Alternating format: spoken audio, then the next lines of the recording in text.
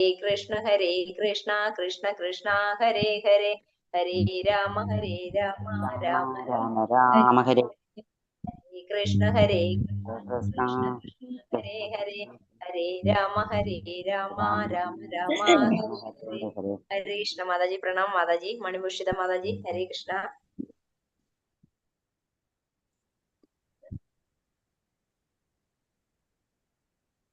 ഹരേ കൃഷ്ണ. ഹരേ കൃഷ്ണ മാതാജി. ഹരേ കൃഷ്ണ മാതാജി.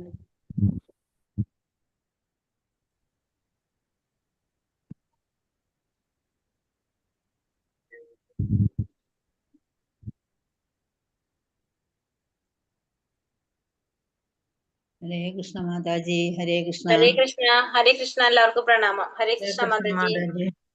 പ്രണാമം മാതാജി. ഹരേ കൃഷ്ണ. ഹരേ കൃഷ്ണ. ഓം നമോ ഭഗവതേ വാസുദേവായ. ഓം നമോ ഭഗവതേ വാസുദേവായ.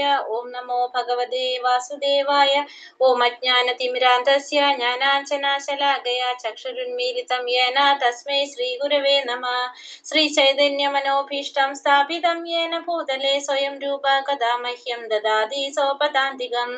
വന്ദേഹം ശ്രീഗുരോ ശ്രീയുതപദകമലം ശ്രീഗുരോൻ വൈഷ്ണവാം ച ശ്രീരൂപം സാഗ്രജാതം സഗണരഘുനാഥാന്വിതം തം സജീവം സാദൈതം സാവധൂതം പരിജന സഹിതം കൃഷ്ണ ചൈതന്യ ദേവം ശ്രീരാധ കൃഷ്ണപാദാൻ സഗണലളിതാ ശ്രീ വിശാഖാന്വിതാംശ്ച.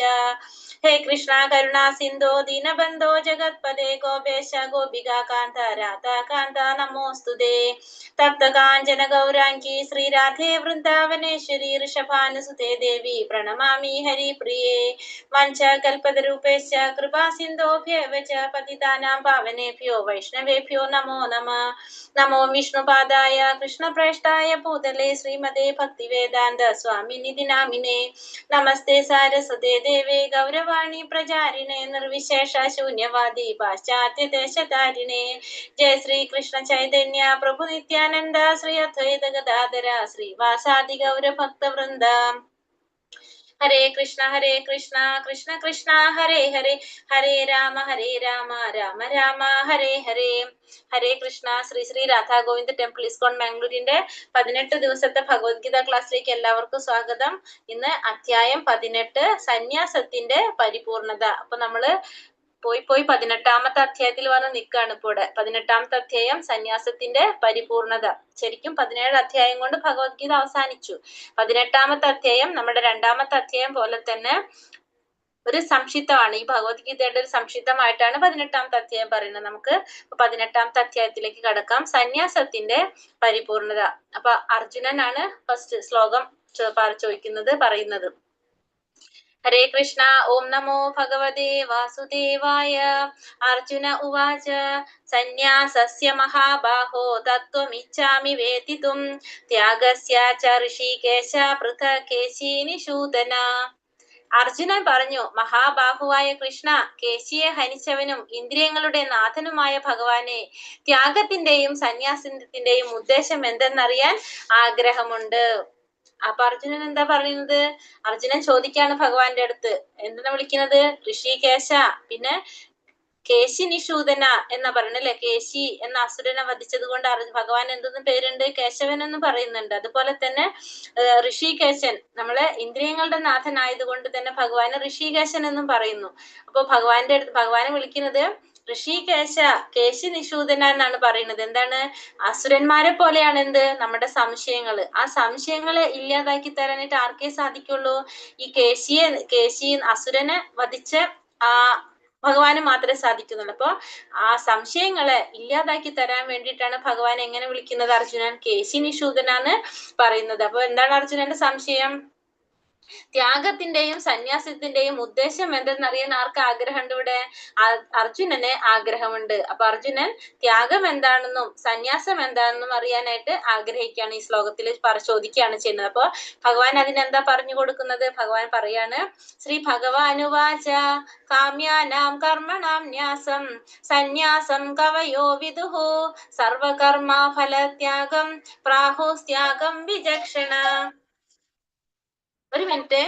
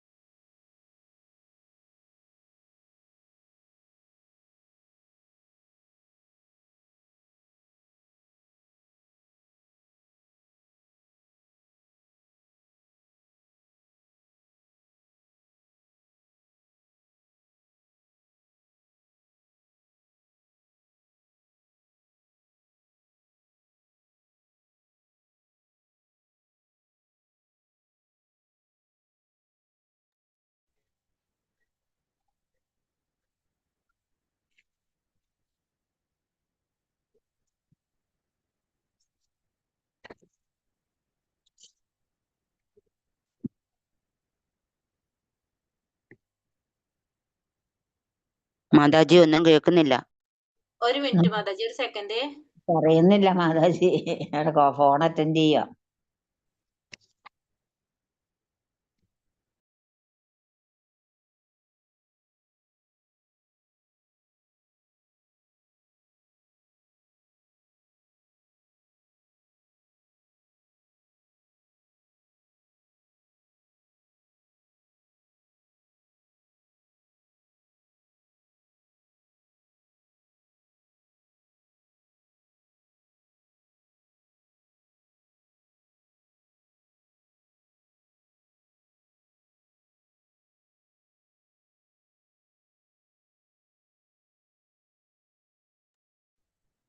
ഹരേ കൃഷ്ണ. സോറി മാതാജി. ശ്രീ ഭഗവാനുവാച കാമ്യാനാം കർമ്മണാം ന്യാസം സന്യാസം കവയോ വിദുഹു സർവകർമ്മ ഫലത്യാഗം പ്രാഹുസ്ത്യാഗം വിചക്ഷണഃ. ശ്രീ ഭഗവാൻ പറഞ്ഞു, ഭൗതിക വാഞ്ചകൾക്ക് വേണ്ടിയുള്ള കർമ്മങ്ങളെ ഉപേക്ഷിക്കുന്നതാണ് എന്ത്? സന്യാസം എന്ന് പറയുന്നത്. അപ്പൊ സന്യാസം എന്ന് വെച്ചാൽ എന്താണ്? ഭൗതികമായിട്ടുള്ള ആഗ്രഹങ്ങൾക്ക് വേണ്ടി നമ്മൾ കർമ്മങ്ങളെ ഉപേക്ഷിച്ചു കഴിഞ്ഞാൽ അതിനെന്തെന്ന് പറയാം? സന്യാസം എന്ന് പറയാം. പിന്നെ കർമ്മങ്ങളുടെയും ഫലങ്ങളെ ഉപേക്ഷിച്ചു കഴിഞ്ഞാൽ അതിനെ നമ്മൾ എന്ത് പറയുന്നു? ത്യാഗം എന്ന് പറയുന്നു. അപ്പൊ ഭഗവാൻ പറയാണ്, ഭഗവാൻ ആര് പറഞ്ഞു എന്ന് പറയുന്നത് ബുദ്ധിമാന്മാർ ത്യാഗം എന്ന് വിളിക്കുന്നു. ബുദ്ധിമാന്മാര് പറയുന്നതിനെ കുറിച്ചാണ് പറയുന്നത് കേട്ടോ ഭഗവാൻ ഇവിടെ. എന്താ പറയണത്? ഭൗതികമായിട്ടുള്ള ആഗ്രഹങ്ങൾക്ക് വേണ്ടിയിട്ടുള്ള കർമ്മങ്ങൾ ഉപേക്ഷിക്കുന്നതാണ് സന്യാസം. അപ്പൊ ഭൗതികമായിട്ടുള്ള ആഗ്രഹങ്ങൾ, ആ ആഗ്രഹങ്ങൾക്ക് വേണ്ടിയിട്ടുള്ള കർമ്മങ്ങൾ ഉപേക്ഷിക്കുന്നത് നമ്മൾ എന്തെന്ന് പറയാം? സന്യാസം എന്ന് പറയാം. കർമ്മങ്ങളുടെ ഫലങ്ങളെ ഉപേക്ഷിച്ചു കഴിഞ്ഞാലോ അതിനെ ത്യാഗം എന്ന് പറയാം. അപ്പൊ കർമ്മങ്ങളെ ഉപേക്ഷിച്ചു കഴിഞ്ഞാൽ അത് സന്യാസവും, കർമ്മത്തിന്റെ ഫലത്തിന് ഉപേക്ഷിച്ചു കഴിഞ്ഞാൽ എന്താണ്? അത് ത്യാഗവുമായിരിക്കും. മനസ്സിലായോ? അപ്പൊ കർമ്മത്തിന് ഉപേക്ഷിച്ചു കഴിഞ്ഞാൽ അതിനെ സന്യാസം എന്ന് പറയാം. ഭൗതികമായിട്ടുള്ള ആഗ്രഹങ്ങൾക്ക് വേണ്ടിയിട്ടുള്ള കർമ്മങ്ങളെ ഉപേക്ഷിക്കുന്നത് സന്യാസം, കർമ്മത്തിന്റെ ഫലത്തിന് ഉപേക്ഷിച്ചതില് അതിനെ ത്യാഗം എന്ന് പറയാന്ന് ഭഗവാൻ ഇവിടെ പറഞ്ഞു കൊടുക്കണം. അതാരാ പറഞ്ഞത്? ബുദ്ധിമാന്മാർ അങ്ങനെയാണ് പറയുന്നതെന്നാണ് ഇവിടെ ആര് പറഞ്ഞിരിക്കുന്നത്? ഭഗവാൻ ഇവിടെ പറഞ്ഞിരിക്കുന്നത്. അപ്പൊ ഫലം ആഗ്രഹിച്ചുകൊണ്ട് ചെയ്യുന്ന കർമ്മങ്ങളെ ഉപേക്ഷിച്ചാൽ അതിനെ സന്യാസം എന്ന് പറയാം. ആ കർമ്മത്തിന്റെ ഫലം ഉപേക്ഷിക്കുന്നതിന് നമുക്ക് എന്ത് പറയാൻ സാധിക്കും? നമുക്ക് ത്യാഗം എന്ന് പറയാനായിട്ട് സാധിക്കും. മനസ്സിലായോ എല്ലാവർക്കും? ഇനി അടുത്തതിൽ എന്താ പറയുന്നത്? എല്ലാ കാമ്യകർമ്മങ്ങളും ദോഷകരങ്ങളാകിയാൽ ത്യജിക്കണമെന്ന് ബുദ്ധിമാന്മാരായ ചിലർ പറയുന്നുണ്ട്. യജ്ഞം, തപസ്, ദാനം എന്നിവ ഒരിക്കലും ഉപേക്ഷിക്കാൻ പാടില്ലെന്ന് മറ്റു ചില ഋഷിമാർ അഭിപ്രായപ്പെടുന്നു. അപ്പൊ രണ്ടു തരത്തിലുള്ള അഭിപ്രായങ്ങളാണ് ഇവിടെ പറയുന്നത് അല്ലെ. ബുദ്ധിമാന്മാര് പറയുന്നത് എന്താണ്? കാമ്യകർമ്മങ്ങളെല്ലാം ദോഷകരങ്ങളാണ്, അതുകൊണ്ട് അതിനെ ത്യജിക്കണമെന്ന് ബുദ്ധിമാന്മാര് പറയുന്നു. പക്ഷെ യജ്ഞവും ദാനവും തപസ്സൊന്നും ത്യജിക്കാൻ പാടില്ല എന്ന് ഋഷികൾ പറയുന്നു. അപ്പൊ ഭഗവാന്റെ അഭിപ്രായം അല്ലേ ഈ പറയുന്നത്. അപ്പൊ കാമ്യകർമ്മങ്ങൾ ദോഷകരമായത് കൊണ്ട് അതിനെ ത്യജിക്കണമെന്ന്, അതിനെ ഒഴിവാക്കണമെന്ന് ബുദ്ധിമാന്മാര് പറയുന്നുണ്ട്. അതേപോലെ തന്നെ യജ്ഞവും ദാനവും തപസ്സും ഒരിക്കലും ഉപേക്ഷിക്കാൻ പാടില്ലെന്ന് ആര് പറയുന്നുണ്ട്? ഋഷികൾ പറയുന്നുണ്ടെന്ന് അടുത്ത ശ്ലോകത്തിൽ പറഞ്ഞു തരാണ്. പിന്നത്തേൽ പറയുന്നതോ, ഹേ ഭാരത ശ്രേഷ്ഠ, ത്യാഗത്തെ കുറിച്ച് എന്റെ വിധി നിർണയം കേൾക്കൂ. പുരുഷ വ്യാഘ്രമേ, ത്യാഗം 3 വിധമെന്നാണ് ധർമ്മശാസ്ത്രങ്ങളിൽ പ്രസ്താവിച്ചിട്ടുള്ളത്. അപ്പൊ ഇതുവരെ പറഞ്ഞത് ആരാണ്? ബുദ്ധിമാന്മാരെയും ഋഷികളുടെയും അഭിപ്രായത്തിലാണ് പറഞ്ഞത്. ഇനി ഭഗവാൻ പറയാണ്, ഭഗവാന്റെ അഭിപ്രായത്തില് ത്യാഗം എന്തെന്നുള്ളത് ഭഗവാൻ പറയാൻ പോവുകയാണ്. അപ്പൊ ഭഗവാൻ പറയാന്ന് വെച്ചാൽ എന്താണ്? അത് ഫൈനൽ ആയിരിക്കും അല്ലെ, അന്തിമമായിട്ടുള്ളതായിരിക്കും ആര് പറയണത്? ഭഗവാൻ പറയണത്. കാരണം ഭഗവാൻ പറയുന്നത് എന്താണോ അതാണ് ധർമ്മം. അപ്പൊ അതുകൊണ്ട് ഭഗവാൻ എന്താണ് പറയാൻ പോകുന്നതെന്ന് നമുക്ക് നോക്കാം. അടുത്ത ശ്ലോകത്തിൽ എന്താ പറഞ്ഞത്? യജ്ഞം, ദാനം, തപസ് എന്നീ കർമ്മങ്ങൾ ഉപേക്ഷിക്കേണ്ടവയല്ല, അവ അനുഷ്ഠിക്കണം. മഹാത്മാക്കളെ പോലും വിശുദ്ധീകരിക്കുന്നതാണ് ഇത് 3. അപ്പൊ ഭഗവാൻ എന്താ പറഞ്ഞത്? യജ്ഞവും ദാനവും തപസ്സും ഇതൊന്നും നമ്മൾ ഉപേക്ഷിക്കാൻ പാടുള്ളതല്ല, ഇതൊക്കെ നമ്മൾ അനുഷ്ഠിക്കേണ്ടതാണ്. മഹാത്മാക്കളെ പോലും വിശുദ്ധീകരിക്കുന്നതാണ് എന്ത്? ഇത് 3. അപ്പൊ ഇത് 3 മഹാത്മാക്കളെ പോലും വിശുദ്ധീകരിക്കുന്നതായതുകൊണ്ട് ഇത് 3 നമ്മൾ എന്ത് ചെയ്യാൻ പാടില്ല? ഉപേക്ഷിക്കാൻ പാടില്ല. ഇത് 3 നമ്മൾ അനുഷ്ഠിക്കേണ്ടതാണ് എന്ന് ഭഗവാൻ പറയാണ് ഇവിടെ. അപ്പൊ നമ്മൾ പറഞ്ഞു സന്യാസത്തെ കുറിച്ചും ത്യാഗത്തെ കുറിച്ചും ബുദ്ധിമാന്മാര് നമ്മൾ പറഞ്ഞല്ലേ, എന്താണ്? ഫലം ആഗ്രഹിച്ചുകൊണ്ടുള്ള കർമ്മങ്ങൾ ത്യജിക്കലാണ് എന്ത്? സന്യാസം. ആ കർമ്മത്തിന്റെ ഫലങ്ങൾ ത്യജിക്കുന്നതാണ് ത്യാഗം എന്ന് പറഞ്ഞു. പിന്നെ കാമ്യകർമ്മങ്ങളെല്ലാം, ആ ഫലം ആഗ്രഹിച്ചുകൊണ്ട് ചെയ്യുന്ന കർമ്മങ്ങളെല്ലാം ദോഷകരമായതുകൊണ്ട് അതിനെ ത്യജിക്കണമെന്ന് ബുദ്ധിമാന്മാര് പറയുന്നു. പക്ഷെ യജ്ഞം, ദാനം, തപസ് ഒരിക്കലും ഉപേക്ഷിക്കാൻ പാടില്ലെന്ന് ഋഷികൾ പറയുന്നു. ഇനി ഭഗവാന്റെ അഭിപ്രായത്തിൽ എന്താ പറഞ്ഞത്? ഭഗവാൻ പറഞ്ഞത് ഇതൊരിക്കലും നമ്മൾ ഉപേക്ഷിക്കാൻ പാടുള്ളതല്ല, ഇത് നമ്മൾ അനുഷ്ഠിക്കണം. കാരണം എന്താണ്? മഹാത്മാക്കളെ പോലും വിശുദ്ധീകരിക്കുന്നതാണ് എന്ത്? ഇത് മൂന്നും. ഈ യജ്ഞവും ദാനവും തപസ്സും ഒക്കെ മഹാത്മാക്കളെ പോലും വിശുദ്ധീകരിക്കുന്നതാണ്. നമ്മളെ മനുഷ്യ സമുദായത്തിന്റെ ഉന്നതിക്ക് വേണ്ടിയിട്ടാണ് നമ്മൾ ഇതൊക്കെ ചെയ്യണത് അല്ലെ. ആത്മീയമായ പുരോഗതിക്ക് വേണ്ടിയിട്ടാണ് നമ്മൾ എന്ത് ചെയ്യണത്? യജ്ഞവും ദാനവും തപസ്സും ഒക്കെ ചെയ്യണത്. അപ്പൊ വിഹിതങ്ങളായ രീതിയിൽ നമ്മൾ ഈ യജ്ഞവും ദാനവും തപസ്സും ഒക്കെ നമ്മൾ ചെയ്യേണ്ടത് ആവശ്യമാണ്. അതെന്തിനാണ് ചെയ്യേണ്ടത്? ഹൃദയ ശുദ്ധീകരണത്തിന് നമ്മൾ അത് ചെയ്യേണ്ടത് ആവശ്യമാണ്. പരിശുദ്ധിയിലൂടെ മാത്രമേ ഭഗവാനെ നമുക്ക് പ്രാപിക്കാൻ സാധിക്കുള്ളൂ എന്ന് മനസ്സിലായി. അപ്പൊ അതുകൊണ്ട് തന്നെ നമ്മൾ ഈ പറഞ്ഞ രീതിയിൽ നമ്മൾ വിധിപ്രകാരം, വേദവിധി പ്രകാരം യജ്ഞവും ദാനവും തപസ്സുകളെ അനുഷ്ഠിക്കേണ്ടത് അത്യാവശ്യമാണ്. അത് അനുഷ്ഠിക്കുന്നത് കൊണ്ട് മഹാത്മാക്കൾ പോലും വിശുദ്ധീകരിക്കപ്പെടുന്ന ഭഗവാൻ ഇവിടെ നമുക്ക് പറഞ്ഞു തരാണ് ഈ ഒരു ശ്ലോകത്തിലൂടെ. ആസക്തിയോ ഫല ഉദ്ദേശമോ കൂടാതെ അനുഷ്ഠിക്കപ്പെടേണ്ടവയാണ് ഈ കർമ്മങ്ങൾ. ഹേ പാർത്ഥ, കർത്തവ്യ നിർവഹണം എന്ന നിലയിലാണ് അവ നിറവേറ്റേണ്ടത്. ഇതാണ് എന്റെ അന്തിമമായ അഭിപ്രായം. അപ്പൊ ഭഗവാന്റെ അഭിപ്രായം എന്താ ഇവിടെ പറഞ്ഞത്? ഭഗവാൻ പറയുന്നത് ഈ ആസക്തി ഇല്ലാണ്ട്, ഫലം ആഗ്രഹിക്കാതെ അനുഷ്ഠിക്കപ്പെടേണ്ടതാണ് എന്ത്? ഈ കർമ്മങ്ങളെല്ലാം. അപ്പൊ ആസക്തി ഇല്ലാതെ, ഫലം ഉദ്ദേശിക്കാതെ, ഫലോദ്ദേശമോ കൂടാതെ അനുഷ്ഠിക്കപ്പെടേണ്ടതാണ് എന്ത്? ഈ കർമ്മങ്ങളെല്ലാതും. ഹേ പാർത്ഥ, കർത്തവ്യ നിർവഹണം എന്ന നിലയിലാണ് അവ നിറവേറ്റേണ്ടത്. അപ്പൊ കർത്തവ്യ നിർവഹണം എന്ന രീതിയിൽ നമ്മളുടെ ഒരു കർത്തവ്യമാണ് ഇതെല്ലാം എന്ന് ചിന്തിച്ചുകൊണ്ട് വേണം നമ്മൾ എന്ത് ചെയ്യാൻ? ഇതൊക്കെ നമ്മൾ ചെയ്യാൻ വേണ്ടിയിട്ട്. നമ്മൾ ആഗ്രഹിക്കാതെ, ഫലം ആഗ്രഹിക്കാതെ, ഫല ഉദ്ദേശമില്ലാതെ, ആസക്തി കൂടാതെ നമ്മൾ അനുഷ്ഠിക്കേണ്ടതാണ് ഈ കർമ്മങ്ങളെല്ലാം തന്നെ. അത് കർത്തവ്യ നിർവഹണം എന്ന നിലയിലായിരിക്കണം നമ്മൾ നിറവേറ്റേണ്ടത്. ഇതാണ് എന്റെ അന്തിമമായ അഭിപ്രായം എന്ന് ഇവിടെ ആര് പറയാണ്? ഭഗവാൻ പറയണം. അപ്പൊ ഭഗവാൻ പറഞ്ഞു കഴിഞ്ഞാൽ അത് ഫൈനലാണ്. ഭഗവാൻ എന്താണോ പറയുന്നത് അതാണ് ധർമ്മം. നമുക്ക് മനസ്സിലായി. അപ്പൊ യജ്ഞമായാലും തപസ്സായാലും ദാനമായാലും എന്താണ്? നമ്മളത് ചെയ്യേണ്ടതാണ്. അത് എങ്ങനെയായിരിക്കണം? നമുക്കതിൽ ആസക്തി ഉണ്ടാവാൻ പാടില്ല, ഫലം ഉദ്ദേശിച്ചുകൊണ്ട് ചെയ്യാൻ പാടില്ല എന്ന് മാത്രമേ ഉള്ളൂ. പക്ഷെ ഇതെല്ലാം നമ്മൾ അനുസരിക്കേണ്ടതാണ്. ഇനി ഓരോ ഗുണത്തിലുള്ളതിനെ കുറിച്ചും ഈ ത്യാഗത്തെ കുറിച്ച് പറയാണ്. നമ്മൾ ഇന്നലെ പറഞ്ഞിരുന്നു അല്ലെ? ഇന്നലെ നമ്മൾ ഭക്ഷണത്തിന്റെ കാര്യങ്ങൾ പറഞ്ഞു, പിന്നെന്താ പറഞ്ഞു? നമ്മള് തപസ്സിനെ കുറിച്ച് പറഞ്ഞു, ഇതിനൊക്കെ കുറിച്ച് പറഞ്ഞു. ഇനി ഇന്ന് ത്യാഗത്തെ കുറിച്ച് പറയാണ്. ത്യാഗത്തിന് 3 തരത്തില് ത്യാഗം, രാജസികവും താമസികവും സാത്വികവുമായിട്ടുള്ള ത്യാഗത്തെ കുറിച്ചാണ് പറയുന്നത്. അർജുനൻ ത്യാഗത്തെ കുറിച്ചല്ലേ ചോദിച്ചത്? അപ്പൊ ത്യാഗത്തെ കുറിച്ച്, നിയത കർമ്മങ്ങളെ ഒരിക്കലും ഉപേക്ഷിച്ചുകൂടാ. വ്യാമോഹം കൊണ്ട് അങ്ങനെ ചെയ്യുന്നുവെങ്കിൽ ആ ത്യാഗം തമോ ഗുണത്തിലുള്ളതാണ്. അപ്പൊ നിയത കർമ്മങ്ങള് നമുക്ക് ഓരോരുത്തർക്കും ചെയ്യേണ്ടതായിട്ടുള്ള കർമ്മങ്ങൾ ഉണ്ടാവും അല്ലെ? നമുക്ക് കർമ്മങ്ങൾ ഉണ്ടാവും. ആ കർമ്മങ്ങൾ നമ്മൾ ഒരിക്കലും എന്ത് ചെയ്യാൻ പാടില്ല? ഉപേക്ഷിക്കാനായിട്ട് പാടില്ല. അത് ഉപേക്ഷിച്ചു കഴിഞ്ഞാൽ എന്താണ്? അത് തമോ ഗുണത്തിലുള്ള ത്യാഗമാണെന്ന് പറയാം. അപ്പൊ ഓരോ വ്യക്തിക്കും നമുക്ക് ചെയ്യേണ്ടതായിട്ടുള്ള ചില കർമ്മങ്ങൾ ഉണ്ടാവും. ആ കർമ്മങ്ങൾ നമ്മൾ ചെയ്യേണ്ടത് അത്യാവശ്യമാണ്. അതിനെ നമുക്ക് അല്ലാന്ന് വെച്ചാൽ അത് തമോ ഗുണത്തിലുള്ള ത്യാഗമായിട്ട് മാറും. അതായത് ഭൗതികമായിട്ടുള്ള തൃപ്തിക്ക് വേണ്ടിയിട്ടുള്ള കർമ്മമാണ് നമ്മൾ ഉപേക്ഷിക്കണം എന്ന് കർമ്മം ഉപേക്ഷിക്കണം എന്നല്ല, ഭൗതികമായിട്ടുള്ള ഒരു ആഗ്രഹങ്ങളാണ് നമ്മൾ ഉപേക്ഷിക്കണം എന്ന് പറഞ്ഞല്ലേ. ഭൗതികമായ രീതിയിൽ നമ്മൾ ഭൗതിക ആസക്തി ഇല്ലാതെ കർമ്മം ചെയ്യണം എന്നല്ലേ പറഞ്ഞു നമ്മളെടുത്ത്, അല്ലാതെ കർമ്മം ഉപേക്ഷിക്കാനായിട്ട് പറഞ്ഞിട്ടില്ല. അപ്പൊ നമ്മൾ എന്ത് ചെയ്യാ? നമ്മൾ ചെയ്യുന്ന പ്രവൃത്തികളെല്ലാം ഭഗവാന് സമർപ്പിച്ചുകൊണ്ട് നമ്മൾ അതിൽ നിന്നൊരു ഫലം ആഗ്രഹിക്കാതെ ചെയ്യാം. അല്ലാതെ നമ്മൾ ഈ നിയത കർമ്മങ്ങൾ, നമുക്ക് ചെയ്യേണ്ടതായിട്ടുള്ള കർമ്മങ്ങൾ, ഇപ്പൊ ഞാൻ എന്താണ് പറഞ്ഞത്, ഞാനിപ്പോ ഇസ്കോണിൽ വന്നിരിക്കുകയാണ്, എനിക്കിപ്പോ ഇങ്ങനത്തെ കാര്യങ്ങളൊന്നും ചെയ്യാൻ സാധിക്കില്ല എന്ന് പറഞ്ഞ് നമ്മൾ അങ്ങനത്തെ കർമ്മങ്ങൾ ഉപേക്ഷിച്ചു കഴിഞ്ഞാൽ അതെന്താണ്? താമസികമായിട്ടുള്ള ത്യാഗമാണെന്നാ പറയുന്നത്. ഇപ്പൊ ഒരു ആചാര്യൻ തന്റെ ശിഷ്യൻ, സന്യാസിമാരെ എങ്ങനെയായിരിക്കണം? അവർക്ക് വേണ്ടിയിട്ട് അവർക്ക് യാതൊരു ആഗ്രഹങ്ങളും ഇല്ല, അവർ ഭൗതികമായിട്ടുള്ള യാതൊരു കാര്യത്തിലും അവർ ഇടപെടുന്നില്ല. അവരങ്ങനെയാണല്ലോ. സന്യാസിമാരുടെ ഒരു ജീവിതം വേറെ രീതിയിലാണ്. അപ്പോ അങ്ങനെ ഇരിക്കുന്ന ഒരു സന്യാസി തന്റെ ശിഷ്യന് വിവാഹം, കൃഷ്ണാവബോധം വളർത്താനായിട്ട് വിവാഹം അത്യാവശ്യമാണെന്ന് തോന്നിക്കഴിഞ്ഞാൽ ആ വിവാഹം നടത്തി കൊടുക്കേണ്ടത് ആരായിരിക്കണം? ആ സന്യാസി നടത്തി കൊടുക്കേണ്ടതാണ്. അതല്ല, അദ്ദേഹം ചിന്തിക്കുകയാണ് ഞാനൊരു സന്യാസിയാണ്, ഇങ്ങനത്തെ കർമ്മങ്ങളൊന്നും ഞാൻ ചെയ്യാൻ പാടില്ല എന്ന് ചിന്തിച്ചു കഴിഞ്ഞാൽ അതെന്താണ്? തമോ ഗുണത്തിലുള്ള ത്യാഗമായിട്ടാണ് മാറുന്നത്. ആ ഒരു ത്യാഗം തമോ ഗുണത്തിലാണ്. കാരണം നമ്മൾ ചെയ്യേണ്ടതായിട്ടുള്ള ഒരു കർമ്മമാണ് അവിടെ. അപ്പൊ അത് ചെയ്യാതെ ഇരുന്നു കഴിഞ്ഞാൽ അതെന്തായിട്ട് മാറാണ്? തമോ ഗുണമായിട്ടുള്ള ത്യാഗമായിട്ട് മാറാണ് ചെയ്യുന്നത്. അതാണ് തമോ ഗുണത്തിലുള്ള പറയുന്നത്. പിന്നെ നിയത കർമ്മങ്ങൾ ക്ലേശകരമെന്ന് വെച്ചോ ബുദ്ധിമുട്ടായി കണക്കാക്കിയോ ചെയ്യാതെ വിടുന്നത് രാജസമായ ത്യാഗമാണ്. അത്തരം പ്രവൃത്തി ഒരിക്കലും ത്യാഗത്തിന്റെ ഉന്നതിയിലേക്ക് ലയിക്കില്ല.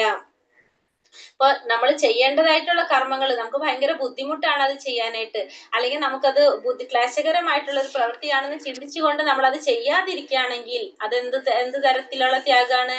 രാജസികമായിട്ടുള്ള ത്യാഗമാണെന്ന് പറയാം. അപ്പൊ കഷ്ടപ്പാടാണ്, ബുദ്ധിമുട്ടാണെന്ന് ചിന്തിച്ചുകൊണ്ട് നമ്മളൊരു പ്രവൃത്തി ചെയ്യാതെ വിട്ടു കഴിഞ്ഞാൽ, അത് ചെയ്യുന്നില്ലെങ്കിൽ അതെന്താണ്? രാജസികമായിട്ടുള്ള ത്യാഗമാണെന്ന് പറയാനായിട്ട് സാധിക്കും. ഇപ്പൊ നമ്മൾ കൃഷ്ണാവബോധത്തിൽ തന്നെ എക്സാമ്പിൾ പറയാം. കൃഷ്ണാവബോധത്തിൽ വരുമ്പോൾ നമ്മൾ പറയും നമുക്ക് ആവശ്യത്തിന് വേണ്ടതിലധികം കൂടുതൽ നമ്മൾ ധനം പാടില്ല, എല്ലാം ആവശ്യത്തിനാണ് വേണ്ടതെന്ന് പറയും. അപ്പൊ നമ്മൾ ചിന്തിക്കുകയാണ് നമുക്ക് ഇനി ഈ പറഞ്ഞ പോലെ ഇങ്ങനെ ഫലം ആഗ്രഹിക്കാതെ കർമ്മം ചെയ്യേണ്ടതാണല്ലോ, അപ്പൊ അതുകൊണ്ട് നമുക്ക് ജോലിയൊന്നും വേണ്ട, നമ്മൾ ഇങ്ങനെ ഇരുന്ന് നമുക്ക് ജീവിക്കാം എന്നൊക്കെ വിചാരിച്ചു കഴിഞ്ഞാൽ അതെന്താണ്? അങ്ങനത്തെ ധനം ആർജിക്കാനുള്ള അവസരങ്ങൾ ഉണ്ടായിട്ട് നമ്മൾ അതൊന്നും ചെയ്യാതെ നമ്മൾ ചുമ്മാ ഇരിക്കുകയാണെങ്കിൽ അതെന്താണ്? രാജസികമായിട്ടുള്ള ത്യാഗം എന്നാണ് അതിനെ പറയാം. അതിനെ രാജസികമായിട്ടുള്ള ത്യാഗത്തിലാണത് വരുന്നത്. പിന്നെ വരുന്നതോ പിന്നെ ബുദ്ധിമുട്ടാണ്, കഷ്ടപ്പാടാണ്, ക്ലേശകരാണെന്നൊക്കെ പറഞ്ഞിട്ട് പിന്മാറുന്നതും രാജസികമായിട്ടുള്ള ത്യാഗമാണ്. പിന്നെ ഹേ അർജുന, ഭൗതിക സംഗ്രഹിതനായും ഫലം ഉദ്ദേശിക്കാതെയും തന്റെ കർത്തവ്യമാണെന്ന് മാത്രം കരുതിക്കൊണ്ട് വിധിക്കപ്പെട്ട കർമ്മം ചെയ്യുന്നവന്റെ ത്യാഗം സാത്വികമാണ്. അപ്പോ ഭൗതിക സംഗ്രഹിതനായും ഫലം ഉദ്ദേശിക്കാതെയും തന്റെ കർത്തവ്യമാണെന്ന് മാത്രം കരുതിക്കൊണ്ട് വിധിക്കപ്പെട്ട കർമ്മം ചെയ്യുന്നവന്റെ ത്യാഗം എങ്ങനെയാണ്? അത് സാത്വികമാണ്. അപ്പൊ സാത്വിക ത്യാഗം എങ്ങനെയാണ്? ഫലം ആഗ്രഹിക്കാതെ, ഭൗതികമായിട്ടുള്ള യാതൊരു ഉദ്ദേശവും ഇല്ലാതെ തന്റെ കർത്തവ്യമാണെന്ന് മാത്രം കരുതിക്കൊണ്ട് ചെയ്യുന്ന ത്യാഗം സാത്വിക. അപ്പൊ ത്യാഗം 3 തരം ത്യാഗം പറഞ്ഞു: സാത്വികമായിട്ടുള്ളത്, രാജസികമായിട്ടുള്ളത്, താമസികമായിട്ടുള്ളത്. സാത്വികമായിട്ടുള്ള ത്യാഗം എന്താണ്?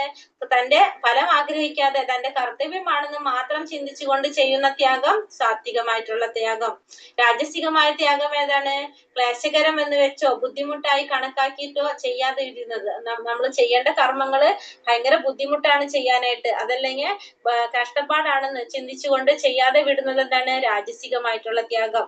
പിന്നെ ഒരിക്കലും നമ്മൾ നിയത കർമ്മങ്ങളെ ഒരിക്കലും ഉപേക്ഷിച്ചുകൂടാ. വ്യാമോഹം കൊണ്ട് ചെയ്യേണ്ട കർമ്മങ്ങൾ ഉപേക്ഷിക്കുകയാണെങ്കിൽ അതിനെ നമുക്ക് എന്ത് പറയാം? താമസികമായിട്ടുള്ള ത്യാഗമെന്ന് പറയാൻ സാധിക്കും. മനസ്സിലായോ? അടുത്തതില് താനും കൃഷ്ണനുമായുള്ള ബന്ധത്തെ പറ്റി അറിഞ്ഞുകൊണ്ട് പ്രവർത്തിക്കുന്ന കൃഷ്ണാവബോധനിഷ്ഠനായ മനുഷ്യൻ എപ്പോഴും മുക്താവസ്ഥയിലാണ്. തന്മൂലം അയാൾക്ക് മരണശേഷം സ്വകർമ്മ ഫലങ്ങളായ സുഖ ദുഃഖാനുഭവങ്ങൾക്ക് ഇടവരുന്നില്ല. അപ്പൊ താനും ഭഗവാനും തമ്മിലുള്ള ബന്ധത്തെ പറ്റി അറിഞ്ഞുകൊണ്ട് പ്രവർത്തിക്കുന്ന കൃഷ്ണാവബോധനിഷ്ഠനായ മനുഷ്യൻ എപ്പോഴും മുക്താവസ്ഥയിലാണെന്ന് പറയാം. അപ്പൊ ഭഗവാനെ കുറിച്ച് മനസ്സിലാക്കുക, താനും ഭഗവാനും തമ്മിലുള്ള ബന്ധം മനസ്സിലാക്കിക്കൊണ്ട് പ്രവർത്തിക്കുന്ന ആ മനുഷ്യൻ എപ്പോഴും എങ്ങനെയാണ്?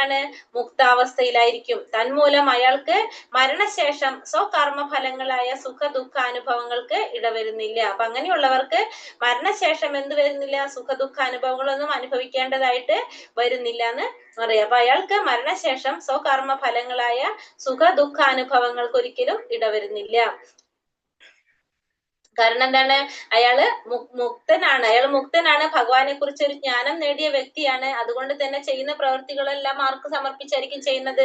ഭഗവാന് സമർപ്പിച്ചായിരിക്കും ചെയ്യുന്നത്. അപ്പൊ തന്റെ കർമ്മത്തിന്റെ ഫലങ്ങൾ അയാൾക്ക് അനുഭവിക്കേണ്ടതായിട്ട് വരില്ല. സുഖങ്ങളായാലും ദുഃഖങ്ങളായാലും അയാൾക്കത് അനുഭവിക്കേണ്ടതായിട്ട് വരുന്നില്ല. അനാസക്തമായും രാഗദ്വേഷരഹിതമായും ഫലാസക്തി കൂടാതെയും നിയന്ത്രിതമായ വിധത്തിൽ ചെയ്യുന്ന കർമ്മം സാത്വികമായ കർമ്മം എന്ന് പറയും. ഇനി കർമ്മത്തെ കുറിച്ച് പറയാണ്. എന്താണ്? ആസക്തി ഇല്ലാതെ രാഗദ്വേഷരഹിതനായിട്ട്, രാഗദ്വേഷം ചിന്തിക്കാതെ, അതിന്റെ 2 വശങ്ങളും ഇല്ലാതെ, ഫലാസക്തി കൂടാതെ നിയന്ത്രിതമായ വിധത്തിൽ ചെയ്യുന്ന കർമ്മം എന്താണ്? സാത്വികമായിട്ടുള്ളത്. അപ്പൊ അനാസക്തനായും രാഗദ്വേഷരഹിതനായും ഫലാസക്തി കൂടാതെയും നിയന്ത്രിതമായ വിധത്തിൽ ചെയ്യുന്ന കർമ്മം സാത്വികമായിട്ടുള്ള കർമ്മം എന്ന് പറയാം. ആസക്തി ഇല്ലാതെ രാഗദ്വേഷരഹിതനായിക്കൊണ്ട് ഫലാസക്തി ഇല്ലാതെ, ഫലാസക്തി കൂടാതെ, ഫലം ആഗ്രഹിക്കാതെ ചെയ്യുന്ന കർമ്മം സാത്വികമായിട്ടുള്ളത്. പിന്നെ തന്റെ ആഗ്രഹം നിറവേറ്റാനായോ മിഥ്യാഹംഭാവം കൊണ്ടോ ഏറെ പ്രയാസപ്പെട്ട് ചെയ്യുന്ന കർമ്മമാണ് രാജസികം. അപ്പൊ തന്റെ ആഗ്രഹങ്ങൾ നിറവേറ്റാൻ വേണ്ടിയിട്ട്, അതല്ലെങ്കിൽ മിഥ്യമായിട്ടുള്ള അഹംഭാവം കൊണ്ട് ചെയ്യുന്ന കർമ്മമാണ് എന്ത്? രാജസികമായിട്ടുള്ള കർമ്മം പറയുന്നത്. അപ്പൊ ആഗ്രഹങ്ങൾ നിറവേറ്റാൻ വേണ്ടിയിട്ട് മിഥ്യമായിട്ടുള്ള അഹംഭാവം കൊണ്ട് ചെയ്യുന്നത് രാജസികമായിട്ടുള്ള കർമ്മം എന്ന് പറയാം. പിന്നെ അടുത്തത് താമസികത എന്ന് പറയുന്നത് തുടർന്നുണ്ടാവാവുന്ന കെട്ടുപാടുകളെയോ അന്യർക്കുണ്ടാവാവുന്ന നാശത്തെയോ ക്ലേശങ്ങളെയോ അവഗണിച്ചും ശാസ്ത്ര നിർദ്ദേശങ്ങൾക്കെതിരായും വ്യാമോഹം മൂലം ചെയ്യുന്ന കർമ്മം താമസിക കർമ്മം. എന്താണ്? തുടർന്നുണ്ടാകുന്ന കെട്ടുപാടുകളെയോ അന്യർക്കുണ്ടാകാവുന്ന നാശത്തെയോ ക്ലേശങ്ങളെയോ അവഗണിച്ചുകൊണ്ട്, തുടർന്നുണ്ടാകാവുന്ന കെട്ടുപാടുകള്, അന്യർക്കുണ്ടാകാവുന്ന നാശങ്ങള്, ക്ലേശങ്ങള്, ഇതിനൊക്കെ അവഗണിച്ചുകൊണ്ട് ശാസ്ത്ര നിർദ്ദേശങ്ങൾക്കെതിരായും വ്യാമോഹം മൂലം ചെയ്യുന്ന കർമ്മം താമസം. അപ്പൊ നമുക്ക് ആ ഒരു കർമ്മം ചെയ്യുന്നത് കൊണ്ട് എന്തൊക്കെ പ്രശ്നങ്ങൾ ഉണ്ടാകുന്നു നമ്മൾ ചിന്തിക്കാതെ, മറ്റുള്ളവർക്ക് ഉണ്ടാകുന്ന നാശങ്ങളെ സംബന്ധിച്ചോ മറ്റുള്ളവർക്ക് ഉണ്ടാകുന്ന ക്ലേശങ്ങളെ അവഗണിച്ചുകൊണ്ടോ, പിന്നെ ശാസ്ത്രത്തിന് നിർദ്ദേശങ്ങൾക്ക് എതിരായിക്കൊണ്ട്, ഇപ്പൊ സമൂഹത്തിന് തന്നെ ബുദ്ധിമുട്ടുണ്ടാക്കുന്ന കാര്യങ്ങളായിരിക്കും. അതായത് അവരെ പറ്റി മാത്രം ചിന്തിക്കുകയാണ്, ബാക്കി വേറെ രീതിയിലൊന്നും ചിന്തിക്കുന്നില്ല. അങ്ങനെ ചെയ്യുന്ന കർമ്മത്തിന് നമുക്ക് എന്ത് പറയാം? താമസികമായിട്ടുള്ള കർമ്മം ചെയ്യുക. അതായത് അവർ ചെയ്യുന്ന കർമ്മം കൊണ്ട് ചിലപ്പോൾ രാജ്യത്തിന് ബുദ്ധിമുട്ടുണ്ടായിരിക്കാം, അവരെ ചുറ്റുപാടുമുള്ള ആളുകൾക്ക് ബുദ്ധിമുട്ടുണ്ടാക്കാം, അല്ലെങ്കിൽ സമൂഹത്തിന് ബുദ്ധിമുട്ടുണ്ടാക്കാം, അന്യജീവികൾക്ക് ബുദ്ധിമുട്ടുണ്ടാക്കാം, എന്ത് വേണമെങ്കിലും സംഭവിക്കാം. അങ്ങനെ ചെയ്യുന്ന കർമ്മത്തിന് നമുക്ക് എന്ത് പറയാം? താമസികമായിട്ടുള്ള കർമ്മം എന്ന് പറയാം. അപ്പൊ 3 തരം കർമ്മങ്ങൾ നമുക്ക് മനസ്സിലായി. സ്വാത്വികമായിട്ടുള്ളത് എന്താണ്? ആസക്തി കൂടാതെ, ഫലമാഗ്രഹിക്കാതെ, രാഗോദ്വേഷരഹിതനായിക്കൊണ്ട് ചെയ്യുന്ന കർമ്മം സാത്വികമായിട്ടുള്ള കർമ്മം. രാജസികം എന്ന് വെച്ചിട്ടുണ്ടെങ്കിലോ തന്റെ ആഗ്രഹം നിറവേറ്റാൻ വേണ്ടിയിട്ട് മിഥ്യാഹംഭാവം കൊണ്ട് ചെയ്യപ്പെടുന്ന കർമ്മമാണ് രാജസിക കർമ്മം. പിന്നെ താമസികം എന്ന് പറഞ്ഞാലോ തുടർന്നുണ്ടാവുന്ന കെട്ടുപാടുകളെ, തുടർന്നുണ്ടാകാവുന്ന ദോഷങ്ങൾ ചിന്തിക്കാതെ, അന്യർക്ക് ഉണ്ടാകാവുന്ന നാശത്തെ കുറിച്ചോ ക്ലേശങ്ങളെ കുറിച്ചോ ഒന്നും ആലോചിക്കാതെ അതിനെ അവഗണിച്ചുകൊണ്ട് ശാസ്ത്ര നിർദ്ദേശങ്ങൾക്ക് വിരുദ്ധമായി ചെയ്യുന്ന കർമ്മമാണ് എന്ത്? താമസികമായിട്ടുള്ള കർമ്മം എന്ന് പറയുന്നത്. ഇനി അടുത്തത് ബുദ്ധിയെ കുറിച്ച് പറയാണ്. 3. ഇപ്പൊ നമ്മള് എന്തിനൊക്കെ കുറിച്ച് പറഞ്ഞു? യാഗത്തെ കുറിച്ച് പറഞ്ഞു, കർമ്മത്തെ കുറിച്ച് പറഞ്ഞു.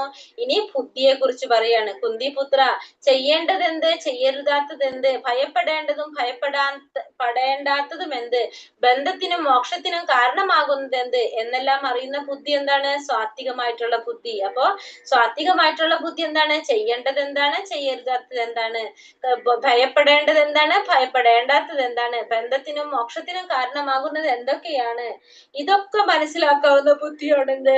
സ്വാത്വികമായിട്ടുള്ള ബുദ്ധി എന്ന് പറയുന്നത്. അപ്പൊ ചെയ്യേണ്ടതിനെ കുറിച്ചും ചെയ്യേണ്ടാത്തതിനെ കുറിച്ചും, അതേപോലെ തന്നെ ഭയപ്പെടേണ്ടത് എന്താണ്, ഭയപ്പെടേണ്ടാത്തത് എന്താണ്, പിന്നെ ബന്ധത്തിനും മോക്ഷത്തിനും കാരണമാകുന്നത് എന്തൊക്കെയാണ്, ഇതെല്ലാം മനസ്സിലാക്കാവുന്ന ബുദ്ധി ഏതാണ്? സാത്വികമായിട്ടുള്ള ബുദ്ധി. പിന്നെ ധർമ്മം എന്താണ്, അധർമ്മം എന്താണ്, ചെയ്യേണ്ടത് എന്ത്, ചെയ്യരുതാത്തത് എന്ത് എന്ന് വേർതിരിച്ച് അറിയാനാവാത്ത ബുദ്ധിയാണ് എന്ത്? രാജസികമായിട്ടുള്ള ബുദ്ധി. ധർമ്മം എന്ത്, അധർമ്മം എന്ത്, ചെയ്യേണ്ടത് എന്ത്, ചെയ്യരുതാത്തത് എന്ത്, ഇത് വേർതിരിച്ച് അറിയാനാവാത്ത ബുദ്ധിയാണ് രാജസികമായിട്ടുള്ള ബുദ്ധി എന്ന് പറയുന്നത്. അപ്പൊ ധർമ്മം എന്താണ്, അധർമ്മം എന്താണ്, ചെയ്യേണ്ടത് എന്താണ്, ചെയ്യരുതാത്തത് എന്താണ്, ഇതൊക്കെ വേർതിരിച്ചറിയാനാവാത്ത ബുദ്ധിയെ നമുക്ക് രാജസികമായിട്ടുള്ള ബുദ്ധി എന്ന് പറയാം. ഹേ പാർത്ഥ, വ്യാമോഹത്തിന്റെയും അന്ധകാരത്തിന്റെയും സ്വാധീനതയിൽ ധർമ്മത്തെ അധർമ്മമായും അധർമ്മത്തെ ധർമ്മമായും കരുതി സദാ തെറ്റായ വഴിക്ക് പ്രവർത്തിക്കുന്ന ബുദ്ധി താമസികമായിട്ടുള്ള ബുദ്ധി. അപ്പൊ അന്ധകാരത്തിന്റെയും വ്യാമോഹത്തിന്റെയും സ്വാധീനതയിലെ അധർമ്മത്തെ ധർമ്മമായും ധർമ്മത്തെ അധർമ്മമായും, അപ്പൊ ധർമ്മത്തെ അധർമ്മമായും കാണാം, അധർമ്മത്തെ ധർമ്മമായും കാണാം. അങ്ങനെ രണ്ട് കരുതിക്കൊണ്ട് സദാ തെറ്റായ വഴിക്ക് പ്രവർത്തിക്കുന്ന ബുദ്ധി എന്താണ്? താമസികമായിട്ടുള്ള ബുദ്ധി എന്ന് പറയാം. വ്യാമോഹത്തിന്റെയും അന്ധകാരത്തിന്റെയും സ്വാധീനയിൽ അധർമ്മത്തെ ധർമ്മമായും ധർമ്മത്തെ അധർമ്മമായും കരുതി സദാ തെറ്റായ വഴിക്ക് പ്രവർത്തിക്കുന്ന ബുദ്ധിയാണ് താമസികമായിട്ടുള്ള ബുദ്ധി. അപ്പൊ 3 തരം ബുദ്ധിയെ കുറിച്ച് പറഞ്ഞു. ഫസ്റ്റ് എന്താണ്? സാത്വികമായിട്ടുള്ള ബുദ്ധി എന്താണ്? ചെയ്യുന്നത് എന്താണ്, ചെയ്യാൻ പാടില്ലാത്തത് എന്താണ്, ഭയപ്പെടേണ്ടത് എന്താണ്, ഭയപ്പെടേണ്ടാത്തത് എന്താണ്, ബന്ധത്തിനും മോക്ഷത്തിനും കാരണമാകുന്നത് എന്താണ്, ഇതെല്ലാം മനസ്സിലാക്കുന്ന ബുദ്ധിയാണ് സാത്വികമായിട്ടുള്ള ബുദ്ധി. ധർമ്മം എന്താണ്, അധർമ്മം എന്താണ്, ചെയ്യേണ്ടത് എന്താണ്, ചെയ്യരുതാത്തത് എന്താണെന്ന് വേർതിരിച്ചറിയാനാവാത്ത ബുദ്ധിയാണ് എന്ത്? രാജസികമായിട്ടുള്ള ബുദ്ധി. പിന്നെ വ്യാമോഹത്തിന്റെയും അന്ധകാരത്തിന്റെയും സ്വാധീനതയിൽ അധർമ്മത്തെ ധർമ്മമായും ധർമ്മത്തെ അധർമ്മമായും കരുതി തെറ്റായ വഴിക്ക് പ്രവർത്തിക്കുന്ന ബുദ്ധി താമസികമായിട്ടുള്ള ബുദ്ധി. അപ്പൊ ബുദ്ധിയുടെ 3 തരങ്ങളെ കുറിച്ച് നമുക്ക് മനസ്സിലായി. ഇനി അടുത്തതിൽ എന്താ പറയുന്നത്? ബ്രഹ്മഭൂത പ്രസന്നാത്മാ ന ശോചതി ന കാംക്ഷതി സമാ സർവേഷു ഭൂതേഷു മത്ഭക്തിം ലഭത്തെ പരാം.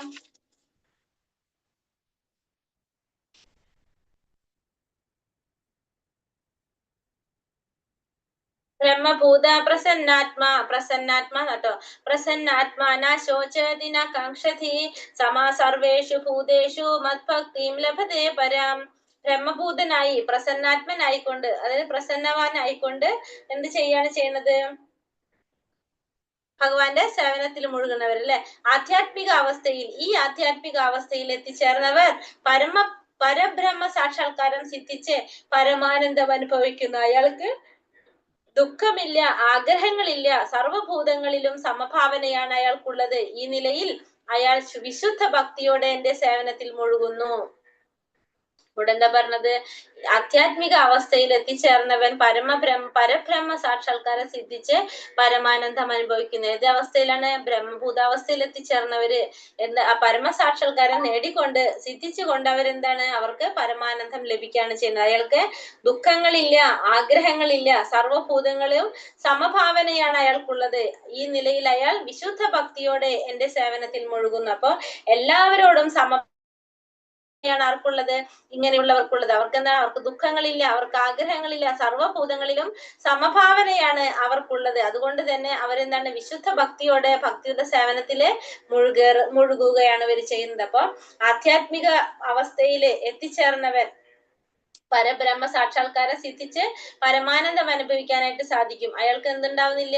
അയാൾക്ക് ദുഃഖങ്ങൾ ഉണ്ടാവുന്നില്ല, അയാൾക്ക് ആഗ്രഹങ്ങൾ ഉണ്ടാവില്ല. എല്ലാവരെയും അവർ സമഭാവനയോടാണ് കാണുന്നത്. അയാൾക്ക് ഈ നിലയിൽ അയാൾ വിശുദ്ധ ഭക്തിയോടെ എന്റെ സേവനത്തില് ഏർപ്പെട്ടുകൊണ്ടിരിക്കുന്നു. അപ്പൊ എല്ലാവരിലും ഉള്ളിൽ ആരുണ്ട്? പരമാത്മാ രൂപത്തിൽ ഭഗവാൻ ഇരിക്കേണ്ടത് മനസ്സിലായ ഒരു വ്യക്തി എല്ലാവരെയും സമഭാവനയോടെ കാണാൻ ശ്രമിക്കുന്നു. നമ്മൾ പഠിച്ചു പണ്ഡിത സമദർശിന എന്ന് പറഞ്ഞു അല്ലെ.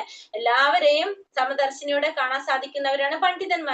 അങ്ങനെ കാണുന്നത് കൊണ്ട് അയാൾക്ക് എന്താണ്? പിന്നെ വിശുദ്ധ ഭക്തിയോടെ അയാൾക്ക് സേവനത്തിൽ മുഴുകാനായിട്ട് സാധിക്കും. അപ്പൊ ശുദ്ധ ഭക്തിയോടെ സേവനത്തിൽ ഏർപ്പെടുന്നവർക്ക് ഒരിക്കലും എന്തുണ്ടാകുന്നില്ല? ദുഃഖങ്ങൾ ഉണ്ടാകുന്നില്ല, സന്തോഷങ്ങൾ ഉണ്ടാകുന്നില്ല. അവരെല്ലാത്തിനെയും എങ്ങനെയാ കാണുന്നത്? സമഭാവനയോടെയാണ് അവര് കാണാനായിട്ട് ശ്രമിക്കുന്നത്. അങ്ങനെ അവർക്ക് കൃഷ്ണനെ കുറിച്ചല്ലാതെ വേറെ ഒന്നിനെ കുറിച്ചും അവർക്കൊരു ചിന്ത ഉണ്ടാകുന്നില്ല. അവരെപ്പോഴും ഭഗവാന്റെ സേവനത്തിൽ മുഴുകിയിരിക്കുന്നവരുമായിരിക്കും. നഷ്ടം വരുമ്പോ ദുഃഖിക്കുക, സുഖം വരുമ്പോ കൂടുതൽ സന്തോഷിക്കുക ചെയ്യുന്നുണ്ടാവില്ല. അവര് എല്ലാം ജീവാത്മാവിന്റെ ഭഗവാന്റെ ഒരു അംശമായതുകൊണ്ട് തന്നെ അവരെന്താണ്? അവർക്കത് അറിയാൻ സാധിക്കും. നമ്മള് ഭഗവാന്റെ അംശമാണ്, നമുക്ക് നമ്മുടെ ലക്ഷ്യം ഭഗവാന്റെ സേവനമാണെന്ന് മനസ്സിലാക്കാനായിട്ട് ആർക്ക് സാധിക്കും? ഇവർക്ക് സാധിക്കും. ഇത് പിന്നെ നമ്മൾ പറഞ്ഞിട്ടുണ്ടായിരുന്നു, പൊന്നിനെയും കല്ലിനെയും ഒക്കെ അവരെങ്ങനെയാണ്? ഒരുപോലെയാണ് കാണുന്നത്. ഈ ഒരു അവസ്ഥയെ നമുക്ക് എന്തെന്ന് പറയാൻ സാധിക്കും? ബ്രഹ്മഭൂതാവസ്ഥ എന്ന് പറയാനായിട്ട് സാധിക്കും. ഭക്ത്യാ മാമാഭിജാനാതി യാവാൻ യച്ഛാസ്മി തത്വദഃ തതോ മാം തത്വദോ ജ്ഞാതോ വിശാദേ തദനന്തരം. ഭക്തിയുടെ സേവനം കൊണ്ട് മാത്രമേ ഞാനാണ് പരമദിവ്യോത്തമ പുരുഷനാണെന്ന സത്യം അറിയാൻ കഴിയും. ഭക്തി കൊണ്ട് തന്നെ എന്നെ കുറിച്ച് പൂർണ്ണബോധം നേടുമ്പോൾ അയാൾക്ക് ദൈവ സാമ്രാജ്യത്തിൽ പ്രവേശിക്കാൻ കഴിയും. അപ്പൊ ഭക്തിയുടെ സേവനം കൊണ്ട് മാത്രമേ ഭഗവാനെ കുറിച്ച് മനസ്സിലാക്കാനായിട്ട് സാധിക്കുള്ളൂ അല്ലെ. അപ്പൊ ഭക്തിയുടെ സേവനം ചെയ്യാതെ നമുക്ക് എന്ത് ചെയ്യാൻ സാധിക്കില്ല? ഭഗവാനെ കുറിച്ച് അറിയാനായിട്ട് സാധിക്കില്ല. ഭക്തിയുടെ സേവനം എന്ന് പറഞ്ഞാൽ എന്താണ്? ഭക്തി തന്നെയാണ് ഭക്തിയുടെ സേവനം എന്നാണ് പ്രഭുപാദർ പറഞ്ഞിരിക്കുന്നത്. അപ്പൊ നമ്മൾ എന്ത് ചെയ്യണം? ഭക്തിയുടെ സേവനങ്ങൾ ചെയ്തുകൊണ്ടിരിക്കുക, അതായത് ഭഗവാനെ സേവിച്ചുകൊണ്ടിരിക്കുക, ഭഗവാന്റെ ഭക്തന്മാരെ സേവിച്ചുകൊണ്ടിരിക്കുക, ഭഗവാന്റെ കാര്യങ്ങൾ ചെയ്യാനായിട്ട് ആരാണ് ചെയ്യുന്നത് അവരെ സഹായിച്ചുകൊണ്ടിരിക്കുക, സേവിച്ചുകൊണ്ടിരിക്കുക. ഇതൊക്കെ എന്താണ്? ഭക്തിയുത സേവനങ്ങളാണ് അല്ലെ. ഭക്തിയുത സേവനം കൊണ്ട് മാത്രമേ ഭഗവാനെ കുറിച്ച് മനസ്സിലാക്കാനായിട്ട് സാധിക്കുന്നുള്ളൂ. അതുകൊണ്ട് ആ ഭക്തിയുത സേവനം കൊണ്ട് വേണം നമ്മൾ എന്ത് ചെയ്യാൻ? ഭഗവാനെ കുറിച്ച് അറിയാനായിട്ട്. അങ്ങനെ ഭക്തി കൊണ്ട് തന്നെ ഭഗവാനെ കുറിച്ച് പൂർണ്ണമായി മനസ്സിലാക്കാൻ സാധിക്കുന്നവർക്ക് എവിടേക്ക് എത്താനായിട്ട് സാധിക്കും? ദൈവ സാമ്രാജ്യത്തിലേക്ക് എത്താനായിട്ട് സാധിക്കുന്നവർ. അപ്പൊ ഭക്തി ഇല്ലാതെ നമുക്ക് എന്ത് സാധിക്കില്ല? ഭഗവാനെ കുറിച്ച് മനസ്സിലാക്കാൻ സാധിക്കില്ല എന്നുള്ളത് ഇവിടെ ഭഗവാൻ ക്ലിയർ ആക്കി തരാണ്. ഭൗതിക ലോകത്തില് നമുക്ക് എത്ര വലിയ ക്വാളിഫിക്കേഷൻ ഉണ്ടായാലും, നമുക്ക് എന്തൊക്കെ ഉണ്ടെങ്കിലും, നമുക്ക് ഈ ഭൗതികമായിട്ട് എന്തുണ്ടെങ്കിലും ആത്മീയമായിട്ട് ഉയരണമെങ്കിൽ, നമുക്ക് ഭഗവാനെ കുറിച്ച് മനസ്സിലാക്കണമെങ്കിൽ നമുക്ക് എന്ത് വേണം? ഭക്തിയുത സേവനം ചെയ്ത് ഭക്തിക്ക് ആ ഒരു ക്വാളിഫിക്കേഷൻ ഉണ്ടെങ്കിൽ മാത്രമേ നമുക്ക് ആരെ കുറിച്ച് അറിയാൻ സാധിക്കുന്നുള്ളൂ? ഭഗവാനെ കുറിച്ച് മനസ്സിലാക്കാനായിട്ട് സാധിക്കുന്നുള്ളൂ. അപ്പൊ അത് ഭക്തി ഇല്ലാതെ നമുക്കൊന്നും ചെയ്യാനായിട്ട് സാധിക്കില്ല എന്നുള്ളത് ഇവിടെ ഭഗവാൻ മനസ്സിലാക്കി തരാണ് നമ്മളുടെ. സർവകർമ്മണ്യപി സദാ കുർവാണോ മത്പ്യപാശ്രയഃ മത്പ്രസാദാദവാപ്നോതി ശാശ്വതം പദമവ്യയം. ഏതുതരം പ്രവർത്തികളിൽ ഏർപ്പെട്ടിരുന്നാലും എന്നെ മാത്രം ആശ്രയിക്കുന്നു എന്റെ വിശുദ്ധ ഭക്തൻ എന്റെ കാരുണ്യത്താലും സംരക്ഷണത്താലും അനശ്വരവും ശാശ്വതവുമായ എന്റെ ധാമം പ്രാപിക്കും. അപ്പൊ ഏതു തരം പ്രവൃത്തിയിൽ ഏർപ്പെട്ടിരുന്നാലും ശരി, എന്നെ മാത്രം ആശ്രയിക്കുന്ന എന്റെ വിശുദ്ധ ഭക്തൻ കാരുണ്യം കൊണ്ടും സംരക്ഷണം കൊണ്ടും അനശ്വരവും ശാശ്വതമായിട്ടുള്ള ഭഗവാന്റെ ധാമത്തിലേക്ക് എത്തിച്ചേരും. അപ്പൊ ഭഗവാന്റെ ഭക്തന്മാര്, വിശുദ്ധ ഭക്തന്മാര് ഏത് പ്രവൃത്തിയിൽ ഏർപ്പെട്ടിരുന്നാലും ശരി, ഭഗവാനെ മാത്രമാണ് അവർ ആശ്രയിക്കുന്നതെങ്കിൽ എന്താണ്, അവർക്ക് ആ ഭക്തന് ഭഗവാന്റെ കാരുണ്യം ലഭിക്കും. ഭഗവാന്റെ ധാമത്തിലേക്ക് ധാമം പ്രാപിക്കാനായിട്ട് ആ വ്യക്തിക്ക് സാധിക്കും. അപ്പൊ ഏത് തരം പ്രവൃത്തിയിൽ ഏർപ്പെട്ടിരുന്നാലും ശരി, ഭഗവാനെ മാത്രമേ വ്യക്തി ആശ്രയിക്കുന്നുള്ളൂ എങ്കിൽ, ഭഗവാന്റെ വിശുദ്ധ ഭക്തനാണെങ്കിൽ എന്താണ്, ഭഗവാന്റെ കാരുണ്യം കൊണ്ട് ശാശ്വതമായിട്ടുള്ള ഭഗവാന്റെ ധാമം പ്രാപിക്കാനായിട്ട് ആ വ്യക്തിക്ക് സാധിക്കും. അപ്പൊ എങ്ങനത്തെ പ്രവൃത്തി ചെയ്തിരുന്നാലും കുഴപ്പമില്ല, എങ്ങനെയായിരിക്കണം അയാള്, ഭഗവാനെ മാത്രം ആശ്രയിക്കുന്ന ഒരു വ്യക്തിയായിരിക്കണം, ഭഗവാന്റെ ഭക്തനായിരിക്കണം. നമുക്കറിയാം അങ്ങനെ ഭക്തന്മാരൊരിക്കലും എന്താണ് ചെയ്യുന്ന പ്രവൃത്തികൾ എപ്പോഴും എങ്ങനെയായിരിക്കും, ഭഗവാന്റെ വിശുദ്ധ ഭക്തൻ എന്ന് പറയുമ്പോൾ ഏതൊരു സമയത്തും എന്താണ് ചെയ്തുകൊണ്ടിരിക്കുക, ഭഗവാന്റെ സേവനത്തിലായിരിക്കും ഏർപ്പെട്ടുകൊണ്ടിരിക്കുന്നത്, അല്ലെ? അങ്ങനെ 20 ദിവസത്തിൽ 24 മണിക്കൂറുണ്ടെങ്കിൽ ആ 24 മണിക്കൂറും അവരുടെ ചിന്ത എന്താണ്, ഭഗവാനെ കുറിച്ച് മാത്രമായിരിക്കും. അങ്ങനെയുള്ള ഭക്തന് ഏത് തരത്തിലുള്ള ക്ലേശങ്ങൾ വന്നാലും ആര് സംരക്ഷണം കൊടുക്കാണ്, ഭഗവാന്റെ സംരക്ഷണം ഉണ്ടാവും. മാത്രമല്ല ഭഗവാന്റെ അനശ്വരമായിട്ടുള്ള ഭഗവാന്റെ ധാമത്തിലേക്ക് പ്രാപിക്കാനായിട്ട് സാധിക്കും. മച്ചിത്ത സർവദുർഗാണി മത്പ്രസാദാത്തരിഷ്യസി അഥാ ചേതോമഹങ്കാര ന ശോഷ്യസി ന വിനക്ഷ്യസി വിനക്ഷ്യസി. എന്നെ കുറിച്ച് ബോധവാനായിരുന്നാൽ നിനക്ക് എന്റെ പ്രസാദം കൊണ്ട് തന്നെ ബദ്ധജീവിതത്തിലെ സകല ക്ലേശങ്ങളെയും അതിജീവിക്കാൻ കഴിയും. ആ ബോധത്തോടെ പ്രവർത്തിക്കാതെ മിഥ്യാഹങ്കാരം കൊണ്ട് എന്റെ അഭിമതം അനുസരിക്കാതെ പോയാലാകട്ടെ നാശമാണ് ഫലം. അപ്പൊ എന്നെ കുറിച്ച് ബോധവാനായിരുന്നാല് എന്റെ പ്രസാദം കൊണ്ട് തന്നെ ജീവിതത്തിന്റെ സകല ക്ലേശങ്ങളെയും അതിജീവിക്കാൻ കഴിയും. അപ്പൊ നമ്മൾ പറഞ്ഞു പ്രസാദം എന്ന് വെച്ചാൽ എന്താണ്, പ്രസാദേ സർവ ദുഃഖാനാം എന്നാ പറഞ്ഞ, പ്രസാദം കൊണ്ട് നമുക്ക് എല്ലാ ദുഃഖങ്ങളെ ഇല്ലാതാക്കാനായിട്ട് സാധിക്കും. നമ്മൾ പറഞ്ഞു പ്രസാദം ആരെങ്കിലും കൊടുക്കുന്ന കണ്ടു കഴിഞ്ഞാൽ നമ്മൾ ചെന്ന് വേഗം കൈനീട്ടി മേടിക്കണം എന്ന് പറഞ്ഞു. കാരണം പ്രസാദത്തിന്റെ ഒരു മഹിമ അങ്ങനെയാണ്. പ്രസാദം അത്രയും കാരുണ്യമുള്ള, ഭഗവാന്റെ കാരുണ്യമാണ് പ്രസാദം നമുക്ക്.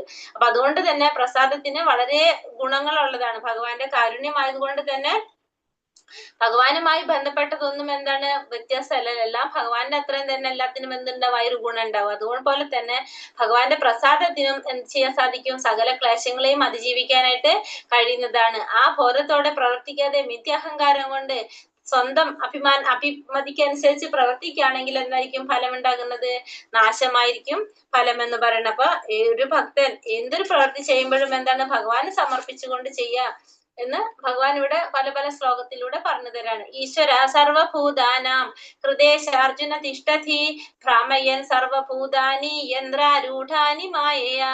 അർജുന, പരമപുരുഷൻ എല്ലാവരുടെയും ഹൃദയത്തിൽ കുടികൊള്ളുകയും ഭൗതിക ശക്തിയാൽ നിർമ്മിതമായ യന്ത്രത്തിൽ എന്ന പോലെ സ്ഥിതി ചെയ്യുന്ന ജീവാത്മാക്കളുടെ ഭ്രമണത്തെ നിയന്ത്രിക്കുകയും ചെയ്യുന്നു. അപ്പൊ എന്താണ്, പരമപുരുഷൻ എന്താണ്, എല്ലാവരുടെ ഹൃദയത്തിലും ഭഗവാൻ ഉണ്ട്, പരമാത്മാ രൂപത്തിൽ ഭഗവാൻ ഇരിക്കുന്നുണ്ട്.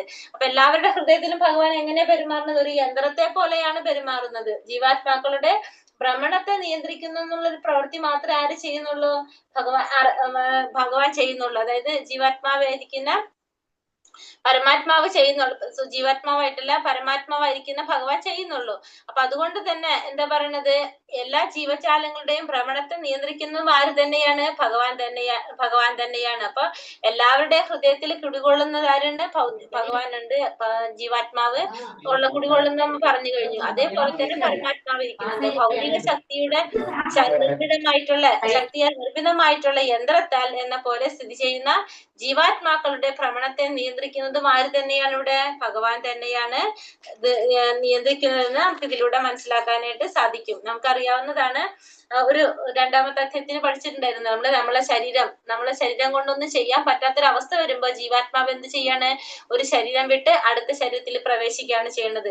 അപ്പൊ ജീവാത്മാവ് ശരീരം വിട്ട് മറ്റൊരു ശരീരത്തിലേക്ക് പ്രവേശിക്കുന്നു. പക്ഷെ പരമാത്മാവാണെങ്കിലോ ആ ജീവാത്മാവ് ചെയ്യുന്ന എല്ലാ പ്രവർത്തികൾക്കും സാക്ഷിയായിട്ട് ആ ശരീരത്തിൽ തന്നെ കുടികൊള്ളുന്നത് ആരാണ്, പരമാത്മാവാണ്. അതുകൊണ്ട് തന്നെ പരമാത്മാവ് എന്താണ് എല്ലാവരുടെ ഹൃദയത്തിലും കുടികൊള്ളുന്നുണ്ട്. ഭൗതിക ശക്തിയാൽ നിയന്ത്രിതമായിട്ടുള്ള യന്ത്രങ്ങൾ എന്ന പോലെ എല്ലാ ജീവാത്മാക്കളുടെയും എന്താണ് നിയന്ത്രണങ്ങളെ കൺട്രോൾ ചെയ്യുന്നതും ആർക്കും സാധിക്കാണ്? പരമാത്മാവിന് സാധിക്കുന്നു എന്ന് പറയാണ്. തമേവ ശരണം ഗച്ഛ സർവഭാവേന ഭാരത തത്പ്രസാദാത് പരാം ശാന്തി സ്ഥാനം പ്രാപ്സ്യസി ശാശ്വതി. ഹേ ഭാരത, ആ പരമപുരുഷന് ആത്മാർപ്പണം ചെയ്യൂ. അവിടുത്തെ പ്രസാദം കൊണ്ട് നീ പരമമായ ശാന്തി നേടും, ശാശ്വതമായ പരമപദം ലഭിക്കും. അപ്പൊ എന്താണ് പറയുന്നത്? ഭഗവാൻ അർജുനനോട് പറയണത്, ആ പരമപുരുഷന് നീ എന്ത് ചെയ്യണം? നീ ആത്മാർപ്പണം ചെയ്യൂ. നീ ആ പരമപുരുഷന് ആത്മാർപ്പണം ചെയ്യൂ. അവിടുത്തെ പ്രസാദം കൊണ്ട് നീ പരമമായ ശാന്തി നേടും, ശാശ്വതമായ പരമപദം പ്രാപിക്കും. അപ്പൊ ഭഗവാന്റെ പ്രസാദം കൊണ്ട് നിനക്ക് ശാന്തി നേടാനും ഭഗവാന്റെ പരമപദം പ്രാപിക്കാനും സാധിക്കും എന്നുള്ളത് ആര് പറഞ്ഞു കൊടുക്കാണ്?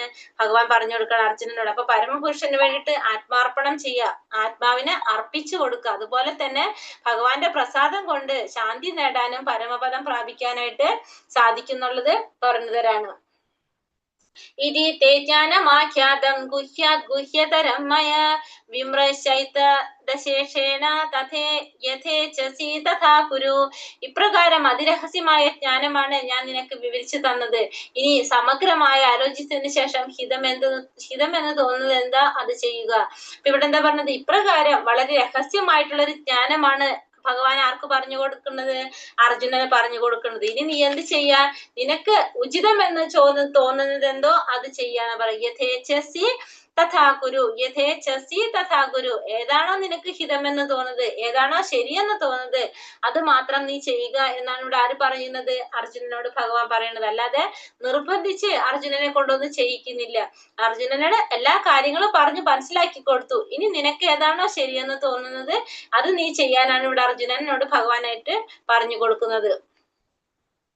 മന്മനാഭവ മദ്ഭക്തോ മദ്യാജീമാ നമസ്കുരു മാമേ വൈശ്യസി സത്യം തേ പ്രതീജാനേ പ്രിയോസി മേ. എപ്പോഴും എന്നെ ഓർക്കുക, എന്റെ ഭക്തനാവുക, എന്നെ ആരാധിക്കുകയും പ്രണമിക്കുകയും ചെയ്യുക. ഇങ്ങനെ ചെയ്തു പോന്നാൽ നിശ്ചയമായും നിനക്ക് എന്നെ പ്രാപിക്കാം. ഞാൻ തീർത്തു പറയുന്നു, എന്തെന്നാൽ എനിക്ക് പ്രിയപ്പെട്ടവനാണ് നീ. അപ്പൊ ഭഗവാൻ എന്താ പറയണത്? എപ്പോഴും ഭഗവാൻ കണ്ടീഷൻ വെക്കുകയാണല്ലോ. അപ്പൊ എപ്പോഴും എന്നെ ഓർക്കുക, എന്റെ ഭക്തനാവുക, എന്നെ ആരാധിക്കുകയും പ്രണമിക്കുകയും ചെയ്യുക. ഇങ്ങനെ ചെയ്തു പോന്നു കഴിഞ്ഞാൽ നിനക്ക് എന്നെ പ്രാപിക്കാനായിട്ട് സാധിക്കും എന്ന് പറയാണ്. അപ്പൊ എന്താണ്? എപ്പോഴും നീ എന്റെ ഭക്തനാവുക, പിന്നെ അതുപോലെ തന്നെ എപ്പോഴും നീ എന്റെ ഭക്തനാവുക എന്ന് പറഞ്ഞ എന്താണ്? എപ്പോഴും നമ്മൾ എന്ത് പ്രവൃത്തി ചെയ്യുമ്പോഴും നമ്മളുടെ മനസ്സിൽ ആരുണ്ടാവണം? ഭഗവാൻ ഉണ്ടാവണം. ഭഗവാന് വേണ്ടിയിട്ടായിരിക്കണം നമ്മൾ എല്ലാം ചെയ്യുന്നത്. ആ ഒരു കാഴ്ചപ്പാടായിരിക്കണം നമുക്ക് ഉണ്ടാവേണ്ടത്. പിന്നെ എപ്പോഴും എന്റെ ഭക്തനാവുക, എന്നെ ഓർക്കണം, എന്റെ ഭക്തനാവണം, എന്നെ ആരാധിക്കുകയും പ്രണമിക്കുകയും ചെയ്യണം. ഇങ്ങനെ ചെയ്തു പോന്നു കഴിഞ്ഞാൽ നിശ്ചയമായിട്ട് നിനക്ക് എന്തിനു സാധിക്കും? നിനക്ക് എന്നെ പ്രാപിക്കാനായിട്ട് സാധിക്കും. അപ്പൊ അത് മാത്രല്ല, നീ എനിക്ക് ഏറ്റവും പ്രിയപ്പെട്ടവനായിട്ട് തീരുകയും ചെയ്യുന്നു. ഇവിടെ ആര് പറഞ്ഞു കൊടുക്കാണ്? ഭഗവാൻ അർജുനനോട് പറഞ്ഞു കൊടുക്കാണ്. അപ്പൊ ഏതൊരു സമയം നമ്മൾ എന്ത് ചെയ്യണം? നമ്മൾ ഭഗവാന് വേണ്ടിയിട്ട് സമയം ചിട്ടപ്പെടുത്തി വെക്കണം. നമ്മൾ ഓരോ സമയത്ത് നാമം ജപിക്കാനും ആരതികൾ ചെയ്യാനും അതുപോലെ തന്നെ ബുക്കുകൾ വായിക്കാനും ഒക്കെ നമ്മളൊരു സമയം റെഡിയാക്കി വെക്കണം. അടുത്തതിൽ എന്താ പറഞ്ഞ? സർവധർമാൻ പരിത്യജ മാമേകം ശരണം വ്രജ അഹം ത്വാം സർവപാപേഭ്യോ മോക്ഷയിഷ്യാമി മാ ശുചഃ. സർവധർമ്മങ്ങളെയും ത്യജിച്ച് എന്നിൽ ശരണം തേടുക. ഞാൻ നിന്നെ സകല പാപ പ്രതികരണങ്ങളിൽ നിന്നും മോചിപ്പിക്കാൻ ഭയപ്പെടേണ്ട. അപ്പൊ നിനക്ക് വന്നിട്ടുള്ള എല്ലാ കർമ്മങ്ങളും നീ എന്ത് ചെയ്യാ? നീ അത് ത്യജിക്കുക. അത് ത്യജിച്ച് ആര് ശരണം തേടണം? എന്നിൽ ശരണം തേടണം, ഭഗവാനിൽ ശരണം തേടണം. അപ്പൊ നിന്നെ ഞാൻ എല്ലാ പാപ പ്രതികരണങ്ങളിൽ നിന്നും മോചിപ്പിക്കാം എന്നോട് ആര് പറയാണ്? ഭഗവാൻ അർജുനനോട് പറയാണ്. അപ്പൊ നീ ഒരു കാര്യം ചെയ്യുക, സർവധർമാൻ പരിത്യജ മാമേകം ശരണം വ്രജ അഹം ത്വാം സർവ പാപേഭ്യോ മോക്ഷയിഷ്യാമി മാം ശുചഃ എന്ന് പറയുന്നത്. അപ്പൊ നീ എല്ലാ ധർമ്മങ്ങളെയും ത്യജിച്ചുകൊണ്ട് ഉപേക്ഷിച്ചുകൊണ്ട് എന്നെ മാത്രം ആരാധിക്കൂ, എന്നിൽ മാത്രം എന്ത് ചെയ്യാനായിട്ട് പറയണ? ശരണം തേടൂ. അങ്ങനെ ചെയ്തു കഴിഞ്ഞാൽ നിനക്ക് എന്താണ്? നിനക്ക് ഈ പാപ പ്രതികരണങ്ങളിൽ നിന്ന് മോചിതനാകാനായിട്ട് സാധിക്കുമെന്ന് പറയാം. അപ്പൊ നിനക്ക് വീണ്ടും ഈ ഭൗതിക ലോകത്തില് ജന്മം എടുക്കേണ്ടതായിട്ട് വരില്ല. ജന്മവും മരണവും ഒന്നും നിന്നെ ബാധിക്കുന്നില്ല എന്നുള്ളത് ആര് പറഞ്ഞു കൊടുക്കാണ്? ഇവിടെ അർജുനനോട് ഭഗവാൻ പറഞ്ഞു കൊടുക്കാണ്. ഇദം പരമം ഗുഹ്യം മദ്ഭക്ത ശപിതാച്യതി ഭക്തിമയി പരാം കൃത്വ മാമേ വൈഷ്യത്യ സംശയഃ. പരമരഹസ്യമായ ഈ ജ്ഞാനത്തെ എന്റെ ഭക്തന്മാർക്ക് ഉപദേശിക്കുന്നവന് ശുദ്ധ ഭക്തിയുടെ സേവനം സുനിശ്ചിതമാണ്. അവസാനം അയാൾ എന്നിലേക്ക് തിരിച്ചെത്തുകയും ചെയ്യുന്നു. അപ്പൊ ഭഗവാന്റെ ഈ രഹസ്യമായിട്ടുള്ള ഈ ഒരു ജ്ഞാനം അത് ഭക്തന്മാർക്ക് ഉപദേശിച്ചു കൊടുക്കുന്നവര് എന്താണ് അവർക്ക് ശുദ്ധ ഭക്തിയുടെ സേവനം സുനിശ്ചിതമാണെന്ന് പറയുന്നത്. അപ്പോൾ ആർക്ക് ഉപദേശിക്കണം ഭഗവാൻ പറയുന്നുണ്ട്? ഭക്തന്മാർക്ക് ഉപദേശിച്ചു കൊടുക്കണം എന്നാ പറയുന്നത്. ഭഗവാനോട് എന്താ പറയുന്നത്? ഭക്തന്മാർക്കായിരിക്കണം നമ്മൾ ഈ ഒരു ജ്ഞാനം പറഞ്ഞു കൊടുക്കേണ്ടത്. അല്ലാത്തവർക്ക് ഇത് പറഞ്ഞു കൊടുത്തിട്ട് വല്ല കാര്യമുണ്ടോ? ഒരു കാര്യമില്ല അവർക്ക്, അല്ലെ? അപ്പൊ അങ്ങനെയുള്ളവരുടെ സേവനം എങ്ങനെയായിരിക്കും? അവസാനം അവര് സുനിശ്ചിതമായിരിക്കും. അവര് അടുത്ത ലെവലിലേക്ക് തിരിച്ചു പോകുന്നു പറയില്ല നമ്മള്. അപ്പൊ അവര് ചെയ്ത പ്രവൃത്തികൾ അനുസരിച്ച് ആ ഒരു ജ്ഞാനം അവർക്ക് കിട്ടിക്കഴിഞ്ഞാൽ ഭക്തിയുടെ സേവനം ചെയ്തുകൊണ്ട് അവരെവിടേക്ക് എത്താൻ സാധിക്കും? ഭഗവാനിലേക്ക് എത്താനായിട്ട് സാധിക്കും. അപ്പൊ ഈ പരമരഹസ്യമായിട്ടുള്ള ഭഗവാന്റെ ഈ ജ്ഞാനത്തെ ഭക്തന്മാർക്ക് ഉപദേശിച്ചു കൊടുക്കുന്നവൻ, ആ ശുദ്ധ ഭക്തിയുടെ സേവനം ചെയ്യുന്നവൻ എന്താണ്? അവർ ഭഗവാന്റെ ധാമത്തിലേക്ക് തിരിച്ചു പോകാനായിട്ട് സാധിക്കും, ഭഗവാനിലേക്ക് തിരിച്ചെത്താനായിട്ട് സാധിക്കും. അപ്പൊ ഏറ്റവും രഹസ്യമായിട്ടുള്ള, ഏറ്റവും രഹസ്യമല്ല, ഏറ്റവും ഈ ജ്ഞാനം, ഏറ്റവും രഹസ്യമായിട്ടുള്ള ഈ ഒരു ജ്ഞാനം ഭക്തന്മാർക്ക് ഉപദേശിച്ചു കൊടുക്കുന്നത് എന്താണ്? ശുദ്ധ ഭക്തിയുടെ സേവനമാണെന്നാ പറയുന്നത്. അത് ഏത് ജ്ഞാനമാണ്? ഇപ്പൊ ഭഗവത്ഗീത ഭഗവാനെ കുറിച്ചിട്ടുള്ള വാണിയാണ്, ഭഗവാന്റെ വാണിയാണ്. ഈ ഭഗവത്ഗീത മറ്റുള്ളവർക്ക് പറഞ്ഞു കൊടുക്കുക എന്ന് പറയുന്നത് എന്താണ്? അതൊരു ഭക്തിയുടെ സേവനമാണ്. അത് ചെയ്യുന്നവര് ഭഗവാൻ ഏറ്റവും പ്രിയപ്പെട്ടവരാണ്. അപ്പൊ അവർക്ക് ഭഗവാന്റെ ധാമത്തിലേക്ക് തിരിച്ചു പോകാനായിട്ട് സാധിക്കും. അപ്പൊ നമ്മൾ എല്ലാവരും ചെയ്യേണ്ടത് എന്താണ്? നിങ്ങൾ ഭഗവത്ഗീത നന്നായിട്ട് മനസ്സിലാക്കുക. അതിനുശേഷം നമ്മൾ എന്ത് ചെയ്യണം? നമ്മളെ ചുറ്റുപാടുമുള്ളവർക്ക് നമ്മൾ ഭഗവത്ഗീത പഠിപ്പിച്ചു കൊടുക്കാനായിട്ട് ശ്രമിക്കുക. അപ്പൊ അതുകൊണ്ട് എന്താ സംഭവിക്കുന്നത്? അവർക്കായ ഒരു അറിവ് കിട്ടും തോറും, അവർക്കായ അറിവ് കിട്ടും തോറും എന്താണ്? അവര് പരിശുദ്ധരായി മാറുന്നു. ഒപ്പം തന്നെ നമ്മൾ എന്താണ്? നമ്മൾ പഠിപ്പിച്ചു കൊടുക്കുന്ന നമ്മൾ എന്താ ചെയ്യണ? ശുദ്ധ ഭക്തിയുടെ സേവനാണ് ചെയ്യുന്നത്. അപ്പോ ഭഗവാനിലേക്ക് തിരിച്ചു പോകാനായിട്ട് സാധിക്കുകയും ചെയ്യും. അപ്പൊ അതുകൊണ്ട് എന്ത് ചെയ്യണം? നമ്മൾ ഭഗവത്ഗീത എല്ലാവരിലും എത്തിക്കാനായിട്ട് ശ്രമിക്കുക. നച്ച തസ്മാൻ മനുഷ്യേഷു കശ്ചിൻ മേ പ്രിയ കൃത്തമഃ ഭവിത നച്ച മേ തസ്മാ ധന്യ പ്രിയതരോ ഭുവി. അങ്ങനെയുള്ളൊരു ഭൃത്യനേക്കാൾ എനിക്ക് പ്രിയങ്കരനായിട്ട് ഈ ലോകത്തിൽ മറ്റൊരാളില്ല, ഇനിയൊരിക്കലും ഉണ്ടാവുകയുമില്ല. അപ്പൊ അങ്ങനെയുള്ളൊരു ഭൃത്യൻ ഭഗവാന് ഏറ്റവും പ്രിയപ്പെട്ടവനാണെന്ന് പറഞ്ഞു. അതിനെ പോലത്തെ വേറൊരു വ്യക്തി എനിക്ക് ഉണ്ടായിട്ടില്ല. ഇപ്പൊ നമുക്ക് ശ്രീല പ്രഭുപാദർ, നമ്മൾ ഈ ഭഗവത്ഗീത പഠിക്കാൻ കാരണം എന്താണ്? ആ പ്രഭുപാദർ ബുക്ക് നമുക്ക് തന്ന കാരണം കൊണ്ടാണല്ലേ. അപ്പൊ അതുകൊണ്ട് പ്രഭുപാദർ ഭഗവാന്റെ ഏറ്റവും വലിയൊരു ആരായിരിക്കും? ഭക്തനായിരിക്കും, ശിഷ്യനായിരിക്കും. നമുക്ക് ഭഗവാൻ ഏറ്റവും പ്രിയപ്പെട്ടവനായിരിക്കും ആര്? പ്രഭുപാദർ നമുക്ക് പറയാനായിട്ട് സാധിക്കും. കാരണം പ്രഭുപാദർ എന്താ ചെയ്തത്? ഈ ഭഗവത്ഗീത ഭഗവാന് പറഞ്ഞ ഈ വാണി എല്ലാവർക്കും എത്തിക്കാനാണ് അദ്ദേഹം ശ്രമിച്ചത്. നമ്മൾ തമ്മിൽ നടത്തുന്ന ഈ പാവനമായ സംഭാഷണത്തെ പഠിച്ചറിയുവാൻ ബുദ്ധി കൊണ്ട് എന്നെ ആരാധിക്കുകയാണ് ചെയ്യുന്നതെന്ന് ഞാൻ പ്രഖ്യാപിക്കുന്നു. അപ്പൊ ഈ ഭഗവത്ഗീത ക്ലാസ്സിൽ ഇപ്പൊ നമ്മൾ പഠിക്കാനിരിക്കുന്നവരൊക്കെ എന്താ ചെയ്തുകൊണ്ടിരിക്കുന്നത്? ബുദ്ധി കൊണ്ട് ഭഗവാൻ ആരാധിക്കുകയാണ് ചെയ്യുന്നത്. നമ്മൾ ചെയ്യുന്നത് ബുദ്ധി കൊണ്ടുള്ള ആരാധനയാണ് നമ്മൾ ചെയ്തുകൊണ്ടിരിക്കുന്നത്. അപ്പൊ ഭഗവാനും അർജുനനും തമ്മിലുള്ള ഈ സംഭാഷണം മനസ്സിലാക്കുന്നത്, അത് പഠിക്കുന്നത് ബുദ്ധി കൊണ്ട് ഭഗവാനെ ആരാധിക്കുകയാണ് ചെയ്യുന്നത്, ഭഗവാൻ പ്രഖ്യാപിക്കുകയാണ് ചെയ്യുന്നതോടെ. കുന്തിപുത്രനായ ധനഞ്ജയ, നീ ഇതെല്ലാം ശ്രദ്ധയോടുകൂടി കേട്ടില്ലേ? അജ്ഞാനത്തിൽ നിന്നുളവായ നിന്റെ വ്യാമോഹം ഇപ്പോൾ നീങ്ങിയില്ലേ? ആര് ചോദിക്കാനൂടെ? ഭഗവാൻ അർജുനനോട് ചോദിക്കാണ്. കാരണം അർജുനന്റെ ആരാണ്? ഭഗവാൻ ഗുരുവാണ് ഇപ്പൊ, അല്ലെ? അപ്പൊ ഗുരു ആയതുകൊണ്ട് തന്നെ ആ ശിഷ്യന്റെ സംശയങ്ങളെല്ലാം തീർന്നു എന്ന് ഉറപ്പിക്കേണ്ടത് ആരുടെ ഉത്തരവാദിത്തമാണ്? ഗുരുവിന്റെ ഉത്തരവാദിത്തമാണ്. അതുകൊണ്ട് തന്നെ അർജുനനോട് ഭഗവാൻ ചോദിക്കുകയാണ്, നിന്റെ സംശയങ്ങളൊക്കെ തീർന്നില്ലേ? നിനക്ക് ഈ അജ്ഞാനം കൊണ്ട് നിന്റെ ഉള്ളിൽ ഉണ്ടായ വ്യാമോഹം എല്ലാം മാറിയില്ലേ എന്ന് ആര് ചോദിക്കാനൂടെ? ഭഗവാൻ അർജുനനോട് ചോദിക്കാണ്. അപ്പൊ അർജുനൻ എന്താ പറയുന്നത്? അർജുനൻ പറഞ്ഞു, അല്ലയോ പ്രിയപ്പെട്ട കൃഷ്ണ, ഹേ അച്യുത, ഇപ്പോൾ എന്റെ വ്യാമോഹം തീർന്നു. അങ്ങയുടെ കരുണ കൊണ്ട് എന്റെ ബുദ്ധി എനിക്ക് തിരിച്ചു കിട്ടി. ഞാനിപ്പോൾ ദൃഢനും സംശയരഹിതനുമാണ്. അങ്ങയുടെ ആജ്ഞ അനുസരിച്ച് പ്രവർത്തിക്കാൻ ഞാൻ തയ്യാറായിരിക്കുന്നു. അപ്പൊ അർജുനൻ ഭഗവാനോട് പറയാണ്, എന്റെ വ്യാമോഹം എല്ലാം മാറി, എനിക്ക് എന്റെ ബുദ്ധി തിരിച്ചു കിട്ടി. ഞാനിപ്പോൾ ദൃഢനുമാണ്, സംശയരഹിതനുമാണ്. അതുകൊണ്ട് തന്നെ എനിക്ക് എന്ത് ചെയ്യാൻ സാധിക്കും? എനിക്ക് അങ്ങയെ കുറിച്ച് സംശയരഹിതനുമായതുകൊണ്ട് തന്നെ അങ്ങയുടെ ആജ്ഞ അനുസരിച്ച് പ്രവർത്തിക്കാനായിട്ട് എനിക്ക് സാധിക്കും. ഞാൻ അതിന് തയ്യാറാണ് എന്ന് തയ്യാറാണെന്ന് ആര് പറയാണ് ഇവിടെ? അർജുനൻ ഭഗവാനോട് പറയാണ്. ഇപ്രകാരം മഹാത്മാക്കളായ കൃഷ്ണാർജുനന്മാർ തമ്മിൽ നടന്ന ആ സംഭാഷണം ഞാൻ കേട്ടു. അത്ഭുതകരമായി സന്ദേശം എന്നെ കോൾമാർ കൊള്ളിക്കുന്നു. പിന്നെ സഞ്ജയൻ എന്താ പറയുന്നത്? ഇപ്രകാരം അർജുനനും കൃഷ്ണനും തമ്മിൽ നടന്ന ഈ സംഭാഷണം സഞ്ജയൻ കേട്ടു എന്ന് സഞ്ജയൻ ആരോട് പറഞ്ഞു കൊടുക്കാണ്? ധൃതരാഷ്ട്രോട് പറഞ്ഞു കൊടുക്കാണ്. ഇത് മുഴുവനും കേട്ടപ്പോ ഈ അത്ഭുതകരമായി സന്ദേശം എന്നെ കോൾമയർ കൊള്ളിക്കുന്നു. അപ്പൊ ഗീതോപദേശം, ഈ ഒരു സന്ദേശം കേട്ടത് വേറൊരു വ്യക്തി ആരാ കേട്ടത്? അർജുനൻ കേട്ടു, സഞ്ജയൻ കേട്ടു. സഞ്ജയൻ എന്താണ്? സഞ്ജയനെ കോൾമയർ കൊള്ളിക്കുന്നു എന്നാ പറയുന്നത്, അല്ലെ? യോഗേശ്വരനായ കൃഷ്ണൻ തന്നെ അർജുനന് പരമരഹസ്യമായ ഈ യോഗം ഉപദേശിച്ചത് വ്യാസദേവന്റെ അനുഗ്രഹത്തിൽ എനിക്ക് നേരിട്ട് കേൾക്കാൻ ഇടവന്നു. അപ്പൊ ഇത് പറഞ്ഞു കൊടുക്കുന്നത് ആരാണ്? അർജുനനെ യോഗേശ്വരനായ ഭഗവാൻ കൃഷ്ണനാണ് ഇതൊക്കെ പറഞ്ഞു കൊടുക്കുന്നത്. അപ്പൊ ഇത് നേരിട്ട് കേൾക്കാനും ആർക്ക് സാധിച്ചു? സഞ്ജയന് സാധിച്ചു എന്ന് പറയണം. അത് ആരുടെ അനുഗ്രഹം കൊണ്ടാണ്? വ്യാസദേവന്റെ അനുഗ്രഹം കൊണ്ട് സഞ്ജയന് അത് സാധിച്ചു എന്ന് പറയാണ്. കൃഷ്ണാർജുനന്മാരുടെ അത്ഭുതകരമായ ഈ പുണ്യ സംവാദം വീണ്ടും വീണ്ടും ഓർത്തോർത്ത് ഞാൻ അനുനിമിഷം ആനന്ദപുളകിതനാകുന്നു രാജാവേ. അപ്പൊ കൃഷ്ണ അർജുനന്മാരുടെ ഈ അത്ഭുതകരമായിട്ടുള്ള ഈ സംവാദം എപ്പോഴെപ്പോഴും കേട്ട് അത് ഓർത്ത് ഞാൻ എന്താണ് ആനന്ദം കൊണ്ടിരിക്കുകയാണ്. എനിക്ക് അത്രയും ആനന്ദപുളകിതനാകാണ് ഞാൻ. ആര് പറയാണ് ഇവിടെ? സഞ്ജയൻ പറയുന്നു.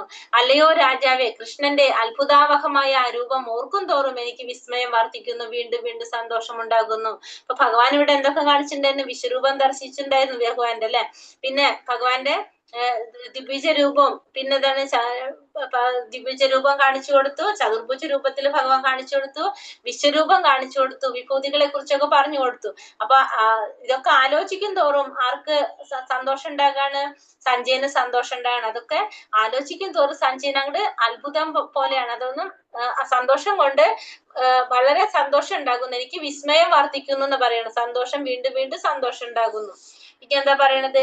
എത്ര യോഗേശ്വര കൃഷ്ണോ എത്ര പാർത്ഥാതനുർധരഃ തത്ര ശിർവിജയോ ഭൂതിർ ധ്രുവാ മതിർമമ. എത്ര യോഗേശ്വര കൃഷ്ണ എത്ര പാർത്ഥാധനുർധരഃ തത്ര ശിർവിജയോ ഭൂതിർ ധ്രുവാ നീതിർമതിർമമ. എത്ര യോഗേശ്വര കൃഷ്ണ എത്ര പാർത്ഥോധനർധരഃ തത്ര ശിർവിജയോ ഭൂതിർ ധ്രുവാ നിതിർമതിർമമ. എവിടെ യോഗേശ്വരനായ കൃഷ്ണനുണ്ടോ, എവിടെ വില്ലാളി വീരനായ അർജുനനുണ്ടോ, അവിടെയാണ് ഈ ഐശ്വര്യവും വിജയവും അസാധാരണ ശക്തിയും നീതിയും ഉള്ളത്. ഇതാണ് എന്റെ അഭിപ്രായം. അപ്പൊ എവിടെയാണോ യോഗേശ്വരനായ കൃഷ്ണനുള്ളത്, എവിടെയാണോ വില്ലാളി വീരനായിട്ടുള്ള അർജുനനുള്ളത്, അവിടെയാണ് എന്തുള്ളത്? വിജയം ഉണ്ടാകുന്നതും ഐശ്വര്യം ഉണ്ടാകുന്നതും എല്ലാം അവിടെ തന്നെയാണ്. അവിടെയാണ് അസാധാരണമായിട്ടുള്ള ശക്തി ഉണ്ടാകുന്നത്. ഇതാണ് ആരുടെ അഭിപ്രായം? എന്റെ അഭിപ്രായം എന്ന് ആരാണ് ഇവിടെ പറയുന്നത്? സഞ്ജയൻ പറയാണ്. ആരടുത്ത്? ധൃതരാഷ്ട്ര അടുത്ത് സഞ്ജയൻ പറയാണ് ഇതാണ് എന്റെ അഭിപ്രായം എന്ന്. കാരണം സഞ്ജയൻ ഈ ഇതില് പറയാണ്. ആരൊക്കെയാണ്? അർജുനനും കൃഷ്ണനും തമ്മിലുള്ള സംവാദമാണിത് കേട്ടുകൊണ്ടിരുന്നത്. അപ്പൊ ഇത് മുഴുവനും കഴിഞ്ഞതിന് ശേഷം സഞ്ജയൻ ധൃതരാഷ്ട്രോട് പറയാണ്, എവിടെയാണോ യോഗേശ്വരനായിട്ടുള്ള കൃഷ്ണനുള്ളത്, എവിടെയാണോ വില്ലാളി വീരനായിട്ടുള്ള അർജുനനുള്ളത്, അവിടെയാണ് ഐശ്വര്യവും വിജയവും ഉണ്ടാകുന്നത്, നീതിയും എല്ലാം നടക്കുന്നത് എവിടെയാണ്? ഇവരുള്ള ഭാഗത്തായിരിക്കും. ഇതാണ് എന്റെ അഭിപ്രായം. കാരണം ഒന്നാമത്തെ ഒരു ചോദ്യത്തുമെന്നാണല്ലേ, ധൃതരാഷ്ട്രയുടെ ഒരു ചോദ്യത്തുമെന്നാണ് എന്ത് വരുന്നത്? ഇത് പറഞ്ഞു വരുന്നത്. അപ്പൊ ഒന്നാമത്തെ ചോദ്യം എന്തായിരുന്നു? ധർമ്മക്ഷേത്രേ കുരുക്ഷേത്രേ സമവേത യുത്സവ മാമക പാണ്ഡവാശ്ചൈവ കിമകുർവത സഞ്ജയ എന്ന ചോദിച്ചത്. ഈ യുദ്ധഭൂമിയില് യുദ്ധത്തിനായിട്ട് വന്നിട്ടുള്ള എന്റെ മക്കളും പാണ്ഡുപുത്രരും എന്തു ചെയ്തു എന്നാണ് ആര് ചോദിച്ചത്? ഇവിടെ സഞ്ജയൻ ചോദിച്ചിട്ടുണ്ടായിരുന്നു. ആ ചോദ്യത്തിന് സഞ്ജയനോട് ആര് ചോദിച്ചു? ധൃതരാഷ്ട്ര ചോദിച്ചിട്ടുണ്ടായിരുന്നു. അപ്പൊ സഞ്ജയൻ ഇപ്പൊ എന്താ പറഞ്ഞത്? എവിടെയാണോ യോഗേശ്വരനായിട്ടുള്ള കൃഷ്ണനുള്ളത്, എവിടെയാണോ വില്ലാളി വീരനായിട്ടുള്ള അർജുനുള്ളത്, അവിടെയാണ് എന്തുണ്ടാകുന്നത്? ഐശ്വര്യദേവത ഉണ്ടാകുന്നത്, വിജയം ഉണ്ടാകുന്നത്, നീതി ഉണ്ടാകുന്നതും അസാധാരണമായിട്ടുള്ള ശക്തിയെല്ലാം ഉണ്ടാകുന്നത് അവിടെയാണ്. ഇതാണ് എന്റെ അഭിപ്രായം. അപ്പൊ ഇൻഡയറക്ട്ലി എന്ത് പറയാണ്? ആര് ജയിക്കും ആര് തോൽക്കും ഇവിടെ സഞ്ജയൻ പറഞ്ഞു കൊടുക്കണം. ആരാ ജയിക്കുക? പാണ്ഡവർ ജയിക്കും, ദുര്യോധനാദികൾ തോൽക്കും എന്നുള്ളത് ഇവിടെ ആര് പറഞ്ഞു കൊടുക്കാണ്? സഞ്ജയൻ പറഞ്ഞു കൊടുക്കാണ്. ഗീതാമഹാത്മ്യം ഒന്നും കൂടി പറഞ്ഞു പോകാം. ഗീതാശാസ്ത്രമിദം പുണ്യം യപഠേത് പ്രയതഃ പുമാൻ വിഷ്ണോ പദമവാപ്നോതി ഭയശോകാദിവർജിതഃ. പവിത്രമായ ഗീതാശാസ്ത്രത്തെ പ്രയത്നപൂർവ്വം പഠിക്കുന്നവൻ ഭയശോകാദികളിൽ നിന്നും മുക്തനായി വിഷ്ണുവിന്റെ പദം പോകുന്നു. മനസ്സിലാവുണ്ടല്ലോ? കുറച്ച് പറഞ്ഞോണ്ട് ഇങ്ങനെ പറഞ്ഞു പോണതാണ്.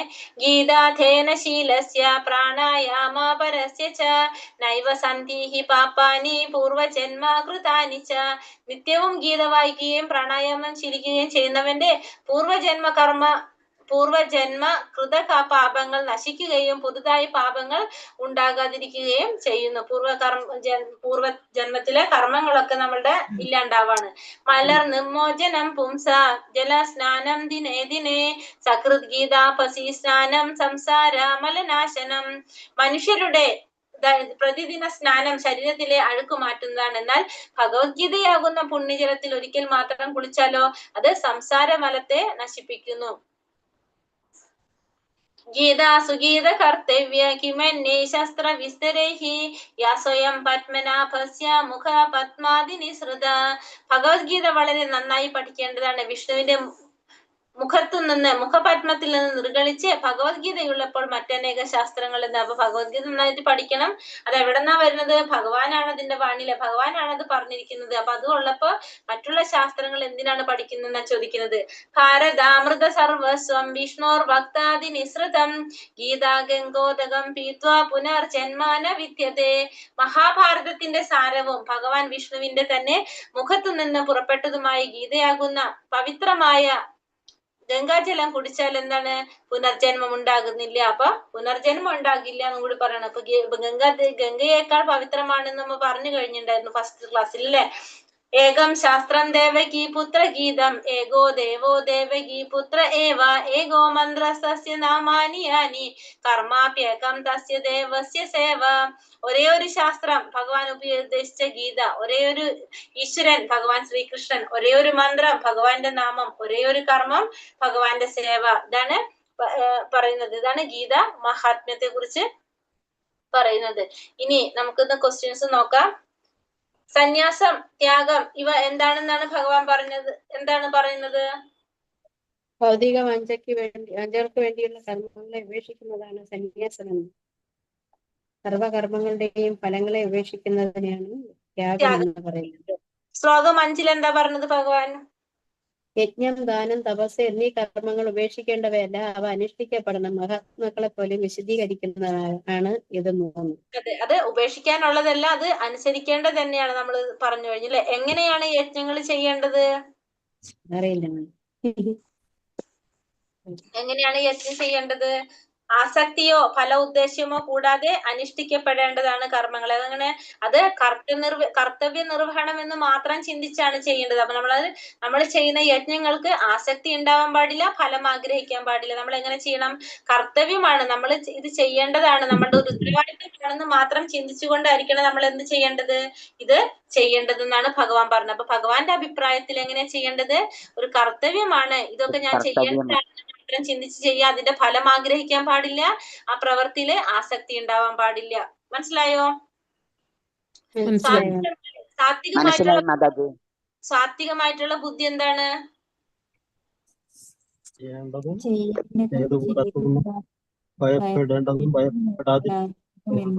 ബന്ധനത്തിനും മോക്ഷത്തിനും കാരണവും എന്തെല്ലാം അറിയുന്നതാണ് സാത്വികമായ ബുദ്ധി.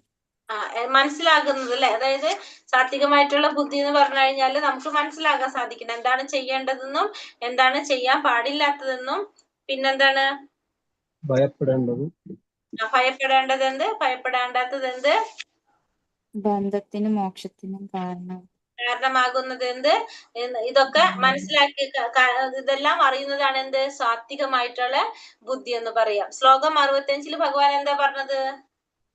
എപ്പോഴും ഭഗവാനെ ഓർക്കുക, ഭഗവാന്റെ ഭക്തനാവുക, ഭഗവാനെ ആരാധിക്കുകയും പ്രണമിക്കുകയും ചെയ്യുക. ഇങ്ങനെ ചെയ്തു പോന്നാൽ നിശ്ചയമായും ഭഗവാനെ പ്രാപിക്കാം എന്ന് ഭഗവാൻ തീർത്ത് പറയാം. അങ്ങനെയുള്ളവര് ഭഗവാന് പ്രിയപ്പെട്ടവരായിരുന്നു. അപ്പൊ എപ്പോഴും ഭഗവാനെ ഓർക്കുക, ഭഗവാന് ഭക്തനാവുക, ഭഗവാനെ ആരാധിക്കുക, ഭഗവാനെ പ്രണമിക്കുക. ഇതൊക്കെ ചെയ്തു പോന്നു കഴിഞ്ഞാൽ നിശ്ചയമായിട്ടും എന്താണ്? ഭഗവാനെ പ്രാപിക്കാനായിട്ട് സാധിക്കുന്നു. മാത്രമല്ല ഭഗവാൻ ഏറ്റവും പ്രിയപ്പെട്ടവരായിട്ട് നമ്മൾ മാറാനും സാധിക്കും നമുക്ക്. അപ്പൊ അതുകൊണ്ട് നമ്മൾ എന്ത് ചെയ്യുക? ഭഗവാനെ എപ്പോഴും ഓർക്കാനായിട്ട് ശ്രമിക്കുക.